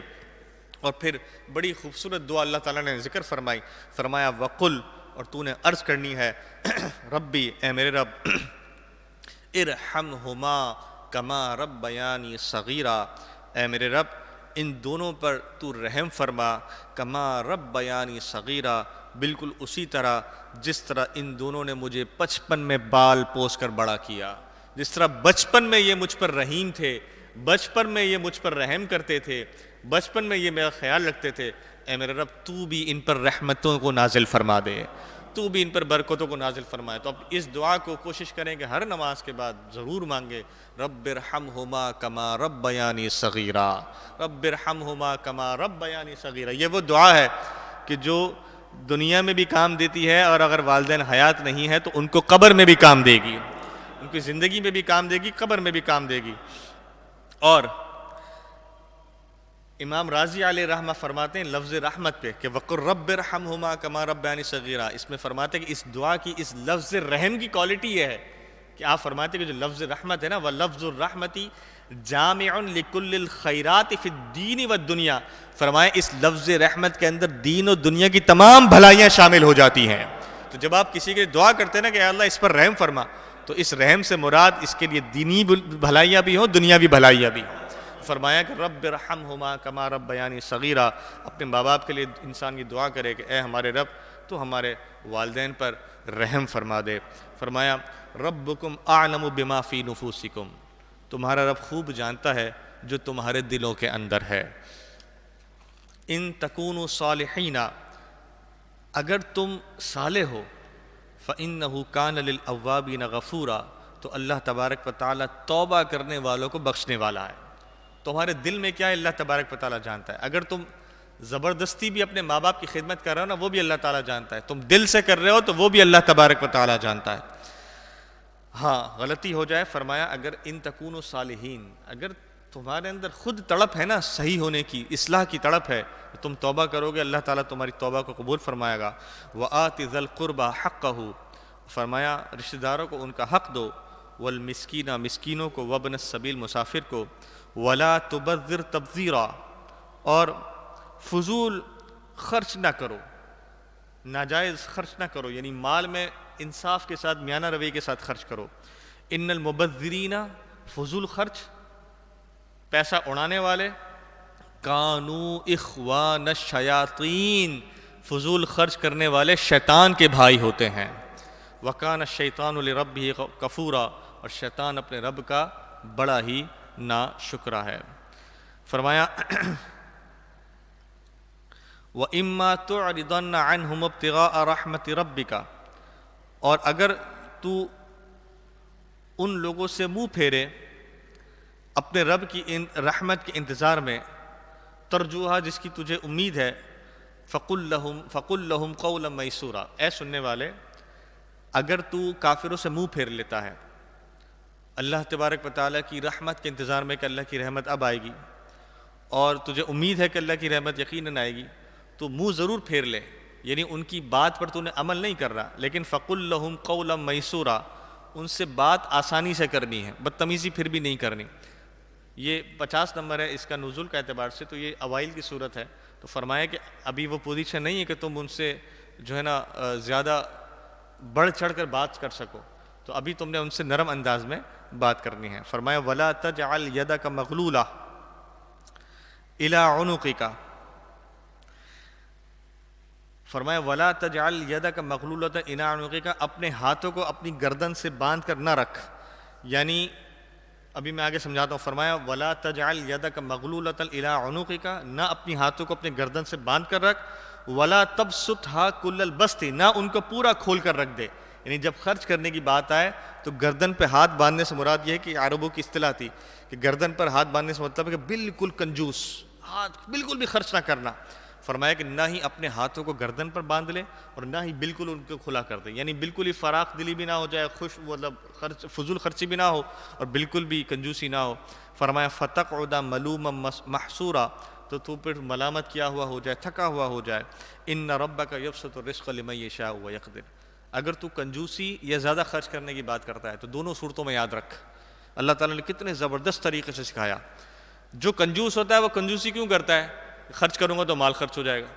اور جو خرچ کرتا ہے زیادہ خرچ کیوں کرتا ہے؟ بہت مال ہے، کوئی ٹینشن ہی نہیں ہے، بہت پیسہ ہے. اب سنیے دونوں کے لیے اللہ تعالیٰ نے کیا فرمایا.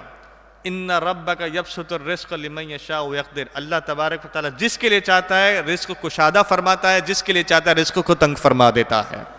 جس کے لیے چاہتا ہے رزق تنگ ہوتا ہے. تو روکنے سے ٹھہر نہیں جائے گا اور نہ ہی آپ کہیں کہ میں بالکل ہی خرچ کرتا ہوں، بہت زیادہ ہاتھ کھول دو، تو یہ بھی مناسب بات نہیں ہے. فرمایا انہ کان بعبادہ خبیرا بصیرا. اللہ تبارک و تعالیٰ اپنے بندوں پر خبردار بھی ہے اور دیکھنے والا بھی ہے. یہ جو آیت ہے نا، آیت نمبر 30 سورہ بنی اسرائیل، بزرگوں نے فرمایا کہ جو اس آیت کا ورد کرے گا کثرت کے ساتھ دن کے اندر، فرمایا اللہ تبارک و تعالیٰ اس کے رزق میں کشادگی عطا فرمائے گا. ان ربک یبسط الرزق لمن یشاء ویقدر. اللہ تعالیٰ جس کے لیے چاہتا ہے رزق کو کشادہ فرماتا ہے اور جس کے لیے چاہتا ہے رزق کو تنگ فرما دیتا ہے. ولا تقتلوا اولادکم خشیۃ املاق. اچھا یہ اگلا رکوع شروع ہوا ہے لیکن آیت کی کڑی دیکھیے پچھلی آیت سے کیسے ملتی. فرمایا ولا تقتلوا اولادکم خشیۃ املاق، اور تنگ دستی کے ڈر سے اپنی اولاد کو قتل نہ کرو. تنگ دستی کے ڈر سے زمانہ جاہلیت میں کیا ہوتا تھا؟ جو بچیوں کو زندہ دفن کر دیتے یا بچوں کو مارتے تھے، کیوں؟ کہ بچہ پیدا ہوگا اس کو پالے گا کون؟ تو پچھلی آیت میں فرمایا اللہ تعالیٰ جس کے لیے چاہے رزق کشادہ کرتے، جس کے لیے چاہے رزق تنگ کر دیں. فرمایا ولا تقتلوا اولادکم خشیۃ املاق. اپنے اولاد کو مال کے ڈر سے، مفلسی کے ڈر سے، تنگ دستی کے ڈر سے قتل نہ کرو. نحن نرزقہم وإیاکم. انہیں بھی روزی ہم دیتے ہیں اور تمہیں بھی روزی ہم دیتے ہیں. ان قتلہم کان خطئا کبیرا. لیکن بے شک ان کا قتل کرنا یہ تو بہت ہی بڑی خطا ہے، بہت بڑا گناہ ہے. بعض ایسے ہوتے ہیں جن کی کوئی اولاد نہیں ہوتی پھر بھی وہ تنگ دست ہوتے ہیں، اور بعض ایسے ہوتے ہیں جن کی کئی اولادیں ہوتی ہیں، 9 10 بچے ہوتے ہیں اور اللہ تعالیٰ نے بہت عطا فرمایا ہوتا ہے. تو یہ کوئی بات نہیں ہے کہ زیادہ بچے ہوں گے تو ان کو پالنا پڑے گا، پریشانی ہو جائے گی، مصیبتیں آ جائیں گی، اور کہاں سے اتنے پیسے لائیں گے، اسکول کے خرچے، پیمپر کے خرچے، فلانا خرچے، ڈاکٹر کے خرچے. انسان یہ سوچ کے ہی پلاننگ کر رہا ہوتا ہے کہ بس 2 کافی ہیں، 3 کافی ہے، 4 کافی ہیں. یہ ساری پلاننگ کے انسان کی بنائی ہوئی ضرور ہوتی ہیں، لیکن اللہ تبارک و تعالیٰ نے جتنی اولاد آپ کے نصیب میں رکھی ہے نا وہ آپ کو مل کر رہتی ہے. آپ جتنی احتیاطیں کر کے دیکھ لیجئے، جتنی پلاننگیں کر کے دیکھ لیجئے، جو آپ کے نصیب میں اولاد ہے وہ آپ کو مل کر رہے گی. فرمایا ان قتلہم کان خطئا کبیرا. ان کا قتل کرنا تو بہت بڑا گناہ ہے. ولا تقربوا الزنا. ہاں زنا کے قریب مت جانا. ایسا نہ ہو کہ اولاد کی تمہیں کوئی اتنی طلب ہو جائے کہ تم زنا سے معاذ اللہ اولاد پیدا کر لو. نہ ایسا نہ کرنا. ولا تقربوا الزنا. زنا کے قریب نہ جاؤ. انہ کان فاحشہ. بہت ہی برا کام ہے. وساء سبیلا. بہت ہی بری راہ ہے. ولا تقتلوا النفس التي حرم اللہ الا بالحق. کسی بھی ناحق انسان کا قتل نہ کرو الا بالحق، مگر جس کا حق بنتا ہے. یعنی کسی کو اگر قتل کیا جا رہا ہے کسی دوسری جان کے بدلے، جیسے قصاص میں قتل کیا جا رہا ہے، کسی کو سزائے موت ہوئی ہے، کسی بھی وجہ سے سزائے موت ہو گئی ہے، تو وہ اس کو کسی سزا میں سزائے موت ہے.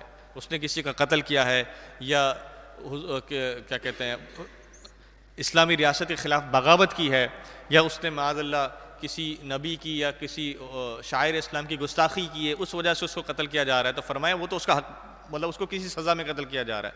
اس کے علاوہ کسی کو قتل کرنا، فرمایا ولا تقتلوا النفس التي حرم اللہ. کسی جان کو قتل نہ کرو، وہ سب حرام ہے. الا بالحق. ہاں مگر جس کو سزا ملی. ومن قتل مظلوما. اور جو ناحق مارا جائے، فقد جعلنا لولیہ سلطانا. تو بے شک ہم اس کے وارث کو قابو دیا ہے کہ اس کے وارثوں کو حق ہے کہ اس کی جو بھی سزا ہے اس کو وہ معاملات کریں. ولا یسرف فی القتل. تو وہ قتل میں حد سے نہ بڑھیں. انہ کان منصورا. ضرور اس کی مدد ہونی چاہیے.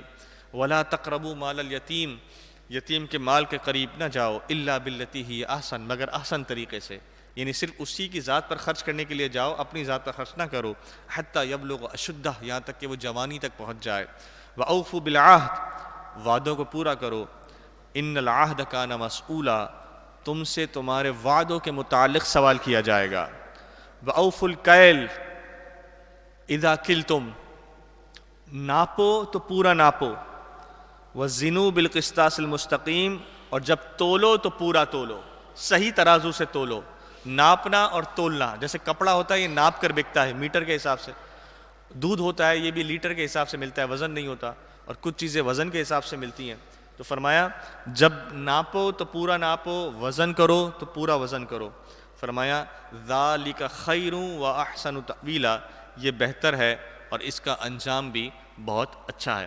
یہاں پر بزرگوں نے فرمایا کہ تین قسم کی چیزیں ہوتی ہیں نا جس میں ہم جب خرید و فروخت کرتے ہیں، ایک ہوتی موزونی، ایک ہوتی مکیلی، اور ایک ہوتی عددی۔ موزونی، مکیلی، عددی۔ موزونی یعنی جس کو وزن کر کر بیچا جائے، مکیلی جس کو ناپ تول کر بیچا جائے، اور عددی جس کو گن کر بیچا جائے۔ یہاں پر صرف دو چیزوں کا ذکر ہے، عددی کا ذکر نہیں ہے۔ فرمایا جب ناپو تو پورا ناپو، تولو تو پورا تولو، لیکن عددی کا ذکر نہیں۔ فرمایا کیونکہ زیادہ تر جو چیٹ ہونے کا، فراڈ کرنے کا جو زیادہ جو ہے چانسز ہوتے ہیں وہ مکیلی اور موزونی میں زیادہ ہوتے ہیں۔ کیوں؟ کیونکہ اکثر لوگوں کے گھروں میں ترازو تو ہوتا نہیں۔ اب آپ مثال کے طور پر کوئی چیز 1 کلو دکاندار کو بولیں کہ 1 کلو مجھے چاول دے دو، اب اگر اس نے اپنے ترازو میں 1 کلو کی جگہ 950 گرام کر دیا ہے تو آپ گھر پر لائیں گے، آپ کو پتہ تو چلے گا نہیں، کیونکہ آپ نے وزن تو کرنا نہیں، آپ کے گھر میں تو ترازو ہے ہی نہیں، تو یہ وہ فراڈ ہوگا جس کو آپ پکڑنا بڑا مشکل ہے۔ اس طرح لیٹر ہے، اگر دودھ لیٹر کے ایک سانچے میں ڈال کر تھیلی میں ڈالتے ہیں دودھ والے، اگر وہ اس سانچے کو تھوڑا سا چھوٹا کر دیں تو آپ پکڑ نہیں پائیں گے، کیونکہ آپ کے پاس کوئی پیمانہ نہیں ہے چیک کرنے کا، اکثر گھروں میں نہیں ہوتا لوگوں کے۔ ہاں لیکن جو عددی چیز ہے، بزرگان دین فرماتے ہیں کہ اس کو گننا دونوں کے لیے آسان ہے، دینے والا بھی گن کر دے سکتا ہے، لینے والا بھی گن کر لے سکتا ہے۔ تو خاص طور پر موزونی اور مکیلی یعنی ناپ تول کر دی جانے والی چیزوں میں اور وزن کر کے دی جانے والی چیزوں میں احتیاط بہت ضروری ہے۔ فرمایا ذالک خیر و احسن تأویلا، یہ بہتر بھی ہے، اچھا انجام بھی ہے اس کا۔ ولا تقف ما لیس لک بہ علم، اور اس بات کے پیچھے نہ پڑ جا جس بات کا تجھے علم نہیں ہے، یعنی جس چیز سے تجھے کوئی سروکار نہیں اس چیز میں تجھے پڑھنے کی کیا ضرورت ہے۔ یعنی ہمارے یہاں جو ایک معاشرے میں ایک طریقہ کار ہے نا کہ ہم اپنے مسائل پہ کم دھیان دیتے ہیں، دوسروں کے مسائل پہ زیادہ دھیان دیتے ہیں۔ ایک مرتبہ میں کہیں جا رہا تھا، رستے میں تو دیکھا تو رستے میں ٹریفک ہے، جب تھوڑا آگے بڑھتے گئے تو پتہ لگا کہ وہ سائیڈ میں شاید 2 بائک والے آپس میں کوئی ٹکرا گئے ہوں گے، وہ لڑائی کر رہے تھے اور پورا جھمکٹا لگا ہوا تھا، ان کے لوگوں کو دیکھ رہا تھا۔ مجھے کہیں جانا تھا، میں لیٹ ہو رہا تھا تو میں نے خیر کوشش کی، آگے گاڑی بڑھاتا رہا، ہارن دیتا رہا۔ لوگ میں دیکھ رہا تھا کہ لوگ کھڑے ہوئے ہیں، دیکھ رہے ہیں، تماشا دیکھ رہے ہیں۔ اب اس میں نے دیکھا کہ 2 صاحب کھڑے ہوئے ہیں، مستقل کھڑے ہوئے وہیں، ہٹ ہی نہیں رہے، بڑی مشکل سے ان کو ہارن دے کر ہٹایا۔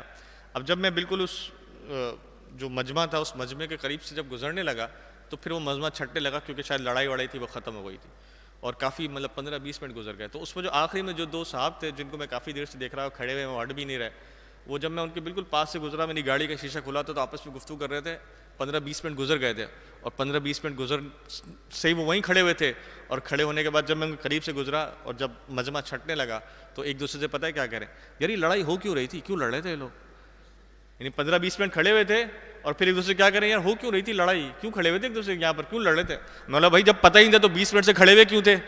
دوسروں کا روڈ بھی ٹائم بھی ضائع کر رہے ہو، روڈ بھی جام کر رہے ہیں۔ فرمایا کہ جس چیز سے تمہیں تعلق نہیں ہے، ولا تقف ما لیس لک بہ علم، یہ جو مجمع لگا کر لوگ کھڑے ہو جاتے ہیں نا، ہم نے دیکھا ہے لڑتے 2 لوگ ہیں، 50 لوگ، کوئی بھائی بن کے آتا ہے، کوئی دوست بن کے آ جاتا ہے، تو یہ کیا ہے، یہ سب کا ٹائم ضائع ہوتا ہے۔ ولا تقف ما لیس لک بہ علم، جس سے آپ کا کوئی تعلق نہیں ہے۔ اب پڑوسی کے گھر میں کیوں کھانا نہیں پکا، کیوں کھانا پکا ہے، کیا پکا ہے، کیوں نہیں پکا، یہ سب ہمیں جاننے کی کوئی ضرورت نہیں ہے۔ ہاں اس کی ہم خیر خواہی ضرور کریں، وہ بیمار ہو تو اس کو پوچھنے ضرور جائیں، اس کے تیمارداری کے لیے جائیں، اگر اس کو مدد کی ضرورت ہے اس کو مدد دیں، لیکن اس کے گھر میں اس کے بھائی سے لڑائی کیوں ہو رہی ہے، وہ اپنی بہن سے کیوں لڑ رہا ہے، اس کی آفس میں کیا مسائل چل رہے ہیں، اس کی ٹو میں پڑھنے کی ہمیں ضرورت نہیں ہے۔ فرمایا ولا تقف ما لیس لک بہ علم، جس کی ضرورت نہیں ہے اس کی ٹو میں نہ پڑھو۔ ان السمع والبصر والفؤاد، اس کی وجہ بھی اللہ تعالیٰ نے بیان فرمائی۔ فرمایا بے شک سماعتیں، بصارتیں، اور فؤاد کہتے ہیں عربی میں دل کو، کان، آنکھ اور دل، سماعتیں، بصارتیں اور دل. فرمایا کل اولئک کان عنہ مسئولا، قیامت کے دن ان سب سے سوال ہونا ہے، ان سب سے سوال ہونا ہے. ولا تمشی فی الارض مرحا، زمین میں اتراتے ہوئے نہیں چلنا. انک لن تخرد الارض، اے سننے والے تو سن لے، تو زمین پہ اترا کر چلے گا، کیا تو زمین چیر پھاڑ کر سکتا ہے؟ انک لن تخرق الارض، تو زمین چیر نہیں سکتا. ولن تبلغ الجبال طولا، اور نہ ہی تو پہاڑوں کی بلندی تک پہنچ سکتا ہے. کل ذالک کان سیئہ عند ربک مکروہا، فرمایا جو کچھ گزرا ان میں کی بری بات تیرے رب کو ناپسند ہے، یعنی یہ جو بڑائی کرنا ہے یہ آپ کے رب کو ناپسند ہے. ذالک مما اوحا الیک ربک من الحکمہ، یہ ان وحیوں میں سے ہے جو آپ کے رب نے آپ کی طرف وحی بھیجی ہے حکمت کے ساتھ. ولا تجعل مع اللہ الہا آخر، اللہ تبارک و تعالیٰ کے ساتھ کسی کو شریک نہ ٹھہراؤ، الہ نہ ٹھہراؤ. فتلقی فی جہنم ملوما مدحورا، تو جہنم میں اے سننے والے تو پھینکا جائے گا، طعنہ دیا ہوا، دھتکارا ہوا. افاصفاکم ربکم بالبنین، آپ کے رب کو وہ افاصفاکم ربکم بالبنین، کیا آپ کے رب کے لیے وہ لوگ بیٹا چنتے ہیں؟ کہ رب نے تم کو بیٹے چن دیے ہیں. واتخذ الملائکۃ اناثا، یعنی وہ لوگ یہ کہتے تھے کہ یہ فرشتے اللہ تبارک و تعالیٰ کی بیٹیاں ہیں، تو انہوں نے کہا افاصفاکم ربکم بالبنین، کیا تم لوگوں کے لیے بیٹے، واتخذ الملائکۃ اناثا، اور فرشتوں کو اللہ تبارک و تعالیٰ کی بیٹیاں قرار دیتے ہیں. انکم لتقولون قولا عظیما، بے شک تم بہت ہی بڑا بول بولتے ہو. 2 رکوع ہم نے الحمدللہ ایک ساتھ سماعت کیے. اس میں جو تیسرا رکوع تھا اس میں ہم نے شروع میں ہی والدین کے بارے میں ہم نے سماعت کیا کہ اللہ تبارک و تعالیٰ نے والدین سے اف تک کہنے کا منع فرمایا، ان سے جھڑکنے تک کا منع فرمایا، ان سے عزت سے بات کرنے کا بیان فرمایا، اور فرمایا کہ ان کے سامنے عاجزی کے ساتھ اپنے پروں کو بچھا دو. اور یہ دعا پھر یاد رکھ لیجئے، وَقُلْ رَبِّ ارْحَمْهُمَا كَمَا رَبَّيَانِي صَغِيرًا، رَبِّ ارْحَمْهُمَا كَمَا رَبَّيَانِي صَغِيرًا، رَبِّ ارْحَمْهُمَا كَمَا رَبَّيَانِي صَغِيرًا. اس دعا کا معنی یہ ہے کہ اے میرے رب میرے والدین پر رحم فرما دے، جس طرح کہ انہوں نے مجھ پر بچپن میں رحم فرمایا. ان کا رحم تھا نا کہ آج ہم بڑے ہو گئے، اللہ تعالیٰ نے ہمیں صحیح جسم عطا فرمایا. اس کے بعد پھر ہم نے آگے چل کر اس رکوع کے اندر تیسرے رکوع میں ایک خاص بات جو سنی وہ خرچ کرنے کے بارے میں سنی، کہ انسان بہت زیادہ ہاتھ کھلا نہ رکھے اور بالکل ہی کنجوس بھی نہ ہو جائے، میانہ روی کے ساتھ اختیار کرے.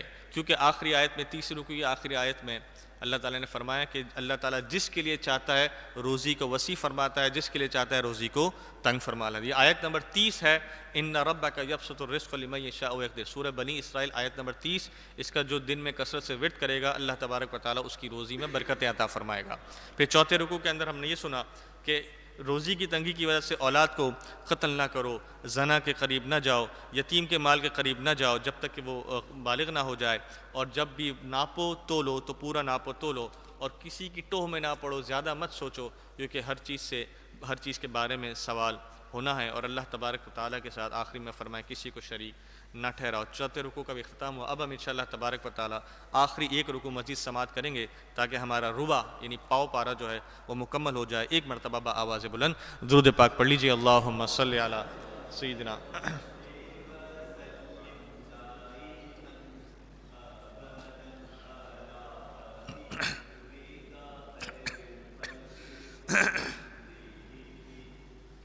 وَلَقَدْ، اور بے شک، صرفنا فی ھذا القرآن، ہم نے اس قرآن میں طرح طرح سے باتیں بیان فرمائی، لیذکروا، تاکہ وہ نصیحت کو سمجھیں، نصیحت کو مانیں.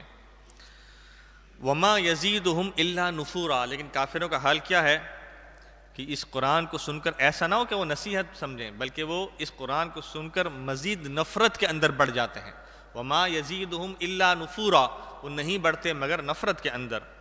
قل، اے محبوب آپ فرما دیجئے، لو کان معہ آلہہ، اگر اللہ کے ساتھ کوئی معبود ہوتا، کما یقولون، جیسا کہ یہ لوگ کہتے ہیں، اذا لابتغوا الی ذی العرش سبیلا، تو جب وہ عرش کے مالک کی طرف کوئی راہ ڈھونڈ نکالتے، کہتے کہ وہ کوئی اور خدا ہوتا اگر اللہ تعالیٰ کے ساتھ تو وہ اس کی طرف بھی بھاگنے کی کوشش کرتے. سبحانہ، فرمایا پاکی ہے اس رب کو، وتعالی اور وہ بلند و بالا ہے، عما یقولون ان باتوں سے جو لوگ جو باتیں یہ لوگ کہہ رہے ہیں، علواً کبیرہ اس رب کے لیے بڑائی بھی ہے، اس رب کے لیے برتری بھی ہے۔ تسبح لہ السماوات السبع والارض، فرمایا اسی کی تسبیح بیان کرتے ہیں ساتوں آسمان اور زمین، اس رب کی یسبح تسبح، فرمایا اسی کی تسبیح بیان کرتے ہیں السماوات السبع، سبع عربی میں کہتے ہیں سات کو، فرمایا السماوات السبع ساتوں آسمان، والارض اور زمین، اور فرمایا ومن فیہن اور جو کچھ اس زمین میں سب اسی کی پاکی بیان کرتے ہیں۔ فرمایا وَإِن مِّن شَيْءٍ اور کوئی چیز نہیں ایسی الا یسبح بحمدہ کہ جو اس کی تسبیح اس کی حمد نہ بیان کرتی ہو، ولکن لا تفقہون تسبیحہم، ہاں فرمایا اے انسانوں تم ان کی تسبیح کو سمجھ نہیں سکتے۔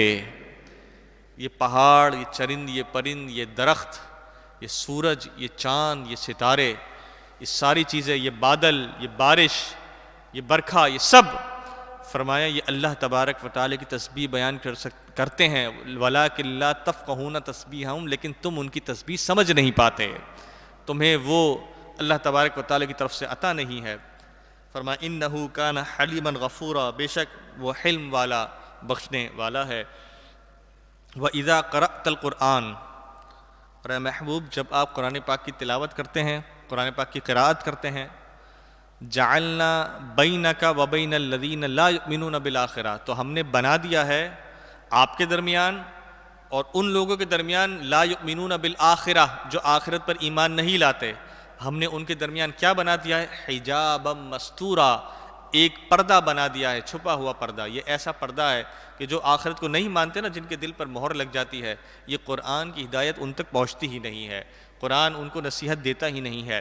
فرمایا وَجَعَلْنَا عَلَىٰ قُلُوبِهِمْ أَكِنَّةً، ہم نے ان کے دلوں پر غلاف ڈال دیے ہیں، أَن يَفْقَهُوهُ کہ وہ اس بات کو سمجھ سکیں، وَفِي آذَانِهِمْ وَقْرًا اور ان کے کانوں میں روئی گھسی ہوئی ہے، یعنی حقیقت میں تو نہیں گھسی ہوئی لیکن ہم نے ان کے کانوں میں روئی نما ایک ایسا پردہ رکھ دیا ہے کہ نصیحت قرآن پاک کی آیتیں ان کے کانوں کے اندر گھستی نہیں۔ وَإِذَا ذَكَرْتَ رَبَّكَ فِي الْقُرْآنِ وَحْدَهُ اور اے محبوب جب آپ قرآن میں اپنے واحد رب کا ذکر کرتے ہیں، وَلَّوْا عَلَىٰ أَدْبَارِهِمْ نُفُورًا وہ اپنی پیٹھ پھیر کر نفرت کرتے ہوئے بھاگنے لگتے ہیں۔ نَحْنُ أَعْلَمُ بِمَا يَسْتَمِعُونَ بِهِ ہم خوب جانتے ہیں کہ جس کے لیے وہ سنتے ہیں، اذ یستمعون الیک جب تمہاری طرف کان لگاتے ہیں، یعنی جب وہ سنتے ہیں نا تو کسی خاص مقصد سے سنتے ہیں۔ قرآن پاک معاذ اللہ قرآن پاک کا انکار کرنے کے لیے، اس کا مذاق اڑانے کے لیے، معاذ اللہ قرآن کی گستاخی کرنے کے لیے، مسلمانوں کو تکلیف دینے کے لیے سنتے ہیں، اس کے علاوہ کوئی مقصد نہیں ہوتا۔ فرمایا وَإِذْ هُمْ نَجْوَىٰ اور جب یہ آپس میں بھی مشورہ کرتے ہیں نا چھپ چھپ کر، تو قرآن پاک کے خلاف، اسلام کے خلاف، مسلمانوں کے خلاف مشورہ کرتے ہیں۔ فرمایا اذ یقول الظالمون جب ظالم یہ کہتے ہیں کہ ان تتبعون الا رجلا مسحورا وہ آپس میں یہ کہتے ہیں کہ یہ معاذ اللہ قرآن کی بات پر عمل کرنا، حضور کی پیروی کرنا، فرمائے یہ تو ایک ایسا مرد ہے کہ جس پر جادو ہوا ہے، معاذ اللہ کہتے ہیں حضور پر تو جادو ہوا ہے، ہمیں اس کے پیچھے تھوڑی نہ چلنا۔ فرمائے انظر دیکھو کیف ضربوا لک الامثال تمہیں کس کس طرح کی اللہ تعالیٰ نے مثال بیان فرمائی۔ فضلوا فلا يستطيعون سبیلا لیکن وہ گمراہ ہوئے، فلا يستطيعون سبیلا وہ راہ نہیں پا سکتے۔ وقالوا اور وہ کہنے لگے اذا كنا عظاما کیا جب ہم ہڈیاں ہو جائیں گے، ورفاتا اور ریزہ ریزہ ہو جائیں گے، قبر میں جانے کے بعد ہڈیاں ریزہ ریزہ ہو جائیں گے، انا لمبعوثون خلقا جدیدا تو کیا واپس ہمیں سچ مچ دوبارہ اٹھایا جائے گا نیا جسم دے کر؟ قل اے محبوب آپ فرما دیجئے قل کونوا حجارتا او حدیدا کہ پتھر یا لوہا بھی بن جاؤ، او خلقا مما یکبر فی صدورکم یا کوئی اور مخلوق جو تمہارے خیال میں بڑی ہو، یعنی لوہا کتنا سخت ہوتا ہے، پتھر کتنا سخت ہوتا ہے، یا کوئی بھی مخلوق، فرمایا کوئی بھی اس سے بڑی مخلوق تم سوچ لو، فَسَيَقُولُونَ مِمَّا يُعِيدُنَا تو اب بھی یہ لوگ کہیں گے کہ ہمیں کون واپس پیدا کرے گا؟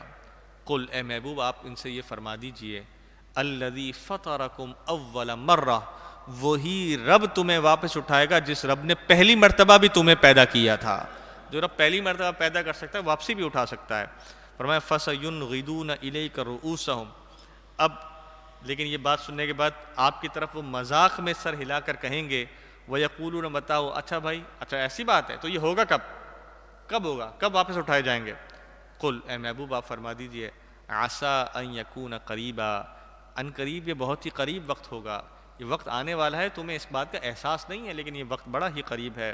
یوم یدعوکم، جس دن وہ تمہیں بلائے گا، فتستجیبون بحمدہ، تو تم اس کی حمد کرتے ہوئے چلے آؤ گے، وتظنون، اور تم گمان کرو گے، ان لبثتم الا قلیلا، کہ تم دنیا میں نہیں رہے مگر تھوڑا وقت، یعنی جب تمہیں قیامت میں بلایا جائے گا تو تمہیں کنفرم ہو جائے گا کہ دنیا میں تم بہت تھوڑا وقت تم نے گزارا ہے۔ رکوع کا اختتام ہوا الحمدللہ۔ آج کے درس میں ہم نے 5 رکوع سماعت کیے۔ شروع کے رکوعات میں پہلا رکوع جو تھا، جو پہلی آیت تھی، اس میں اللہ تبارک و تعالیٰ نے حضور علیہ السلام کو جو واقعہ معراج عطا فرمایا اس کے بارے میں ذکر فرمایا، جو آپ مسجد حرام سے مسجد اقصیٰ کی طرف براق پر تشریف لے گئے، وہاں سے 7 آسمانوں کی طرف آپ تشریف لے گئے، اس کا ہم نے سرسری ذکر سماعت کیا۔ اس کے بعد پھر آگے چل کر تیسرے رکوع کی ابتدا میں ہم نے ماں باپ سے کس طرح اپنے سلوک کو، اپنے رویے کو رکھنا ہے، ہم نے اس کے بارے میں سماعت کیا۔ اللہ تبارک و تعالیٰ نے ہمیں دعا بھی سکھائی۔ اس کے بعد آگے چل کر اللہ تبارک و تعالیٰ نے ہمیں اس بات کی تلقین فرمائی کہ اپنے ہاتھوں کو نہ زیادہ کھول دو، نہ زیادہ بند کر دو، خرچ کرنے میں میانہ روی اختیار کرو، اور اللہ تبارک و تعالیٰ ہی رزق عطا کرنے والا ہے۔ اپنی اولادوں کو تنگ دستی یا مفلسی کے ڈر سے قتل نہ کرو، ہم تمہیں بھی رزق دیتے ہیں، انہیں بھی رزق دیتے ہیں۔ تم کسی جان کو قتل نہ کرو، تم یتیم کے مال کے قریب نہ جاؤ، اور کسی کی ٹوہ میں نہ پڑ جاؤ، کیونکہ تمہارے دلوں سے، تمہارے کانوں سے، تمہارے بصارتوں سے سوال ہونا ہے۔ اور پھر ہم نے جو چوتھے رکوع میں خاص بات سماعت کی تھی کہ زمین پر اکڑ کر اتراتے ہوئے نہ چلو، کیونکہ نہ ہی تم زمین کو پھاڑ سکتے ہو، نہ ہی پہاڑوں جتنے بلند ہو سکتے ہو۔ اور آخری رکوع میں ہم نے جو کافروں کا رویہ ہے وہ سماعت کیا کہ کس طرح کافر وہ قرآن پاک کی باتوں کو سنتے نہیں تھے، ہنسی کرتے تھے، مذاق کرتے تھے اور قرآن پاک کا انکار کرتے تھے۔ آج کے درس میں ہم نے سماعت کیا۔ اللہ تبارک و تعالیٰ سے دعا ہے کہ آج کے درس میں ہم نے جو بھی باتیں سماعت کی، اللہ تبارک و تعالیٰ ہمیں ان باتوں پر عمل کرنے کی توفیق عطا فرمائے۔ خاص طور پر آج کے درس میں جو ہم نے والدین کے حوالے سے سنا، اللہ تبارک و تعالیٰ ہمیں اپنے والدین کی آنکھوں کی ٹھنڈک بننے کی توفیق عطا فرمائے۔ جن کے والدین حیات ہیں ان کو ان کی والدین کی خدمت کرنے کی توفیق عطا فرمائے۔ جن کے والدین حیات نہیں ہیں، اللہ تبارک و تعالیٰ انہیں ان کے والدین کی مغفرت و نجات کا ذریعہ بننے کی توفیق عطا فرمائے۔ اللہ تبارک و تعالیٰ ہمارا حامی و ناصر ہو۔ وآخر دعوانا ان الحمدللہ رب العالمین۔ دعاؤں کے لیے ہاتھوں کو بلند کر لیجئے۔ آمین۔ اللہم صلی علی سیدنا و مولانا محمد وعلی آل سیدنا و مولانا محمد وبارک وسلم۔ یا اللہ تبارک و تعالیٰ، تیرے بندے، تیری بندیاں اس پیارے کلام کے درس کو سننے کے لیے جمع ہوئیں، یا اللہ ان کی اس حاضری کو اپنی بارگاہ کے اندر قبول و منظور فرما لے۔ یا اللہ تبارک و تعالیٰ، آج کے درس میں ہم نے جو بھی اچھی باتیں سماعت کی، یا اللہ تبارک و تعالیٰ ان اچھی باتوں پر ہمیں عمل کرنے کی توفیق عطا فرما۔ یا اللہ تبارک و تعالیٰ جن بری باتوں کا تذکرہ ہم نے سنا، یا اللہ تبارک و تعالیٰ ان بری باتوں پر ان بری باتوں سے تو ہمیں بچنے کی توفیق عطا فرما دے۔ یا اللہ تبارک و تعالیٰ، یا اللہ تبارک و تعالیٰ، اس تیرے گھر کے اوپر، اس مسجد کے اوپر جو رحمتیں برکتیں نازل ہوئیں، یا اللہ تبارک و تعالیٰ تو ان رحمتوں اور برکتوں کی چند چھینٹیں ہمارے گھروں پر بھی عطا فرما دے۔ ہمارے گھروں میں سے پریشانیوں کو دور فرما دے، مصیبتوں کو دور فرما دے، تکالیف کو دور فرما دے، بے اولادیوں کو دور فرما دے، قرض داریوں کو دور فرما دے، بے روزگاریوں کو دور فرما دے، یا اللہ گھریلو ناچاکیوں کو دور فرما دے۔ یا اللہ تبارک و تعالیٰ ہمارے گھروں میں رحمت اور برکتوں کا نزول فرما دے، ہمارے گھروں میں محبتوں کا نزول فرما دے۔ یا اللہ جو ہماری بہنیں بیٹیاں اچھے رشتوں کے انتظار میں، اچھے رشتے عطا فرما دے، جو اپنے گھروں کی ہو چکی انہیں اپنے گھروں میں سکھ چین اطمینان عطا فرما دے۔ یا اللہ جو بے اولاد ہیں اچھی اولادیں عطا فرما دے، نرینہ صالحہ تیرے محبوب سے، تیرے اولیاء کرام سے محبت کرنے والی اولادیں تو ہمیں عطا فرما دے۔ یا اللہ تبارک تبارک و تعالیٰ، یا اللہ تبارک و تعالیٰ جو بھی ہم نے دعائیں مانگی ہمارے حق میں، تمام مسلمانوں کے حق میں قبول و منظور فرما دے۔ جن بزرگان دن کا آج دن ہے یا اللہ تبارک و تعالیٰ ان بزرگوں سے ہمیں فیض حاصل کرنے کی توفیق عطا فرما دے۔ یا اللہ تبارک و تعالیٰ جس نے بھی یا اللہ ناموس رسالت پر پہلا دیا، جس طریقے سے بھی دیا، ان سب کی قربانیوں کو اپنی بارگاہ میں قبول و منظور فرما دے۔ یا اللہ تبارک و تعالیٰ ہمیں بھی تو ناموس رسالت کا محافظ بننے کی توفیق عطا فرما دے۔ یا اللہ تبارک و تعالیٰ جو لوگ ہمیں دعاؤں کے لیے کہتے رہتے ہیں، ہماری اپنی بھی کوئی جو بھی نیک جائز تمنا مرادیں آرزویں ہیں، ان سب کو اپنی بارگاہ کے اندر قبول و منظور فرما لے۔ ان اللہ و ملائکتہ یصلون علی النبی یا ایھا الذین آمنوا صلوا علیہ وسلموا تسلیما اللہم صل علی سیدنا و مولانا محمد وعلی آل سیدنا و مولانا محمد وبارک وسلم۔ یا اللہ تبارک و تعالیٰ کچھ بیماروں کے لیے دعا کرنے کے لیے کہا گیا ہے، یا اللہ تمام بیماروں کو صحت یابی عطا فرما دے، تمام بیماروں کو شفائے کاملہ عاجلہ عطا فرما دے۔ یا اللہ تو ہمارے اندر بھی جو مرض ایسے ہیں جو چھپے ہوئے ہیں، ظاہر نہیں ہوئے، یا اللہ تو ان مرضوں کو بھی دور فرما دے، گناہوں کی بیماری سے بچنے کی توفیق عطا فرما دے۔ صلی اللہ تعالیٰ علی رسول خیر خلق محمد وعلی آلہ واصحابہ اجمعین برحمتک یا ارحم الراحمین۔ آج ہفتہ ہے، بہاری شریف مسجد میں 3 بجے ختم قادریہ قصیدہ بدھ شریف خواتین کے لیے شرکت کی درخواست ہے۔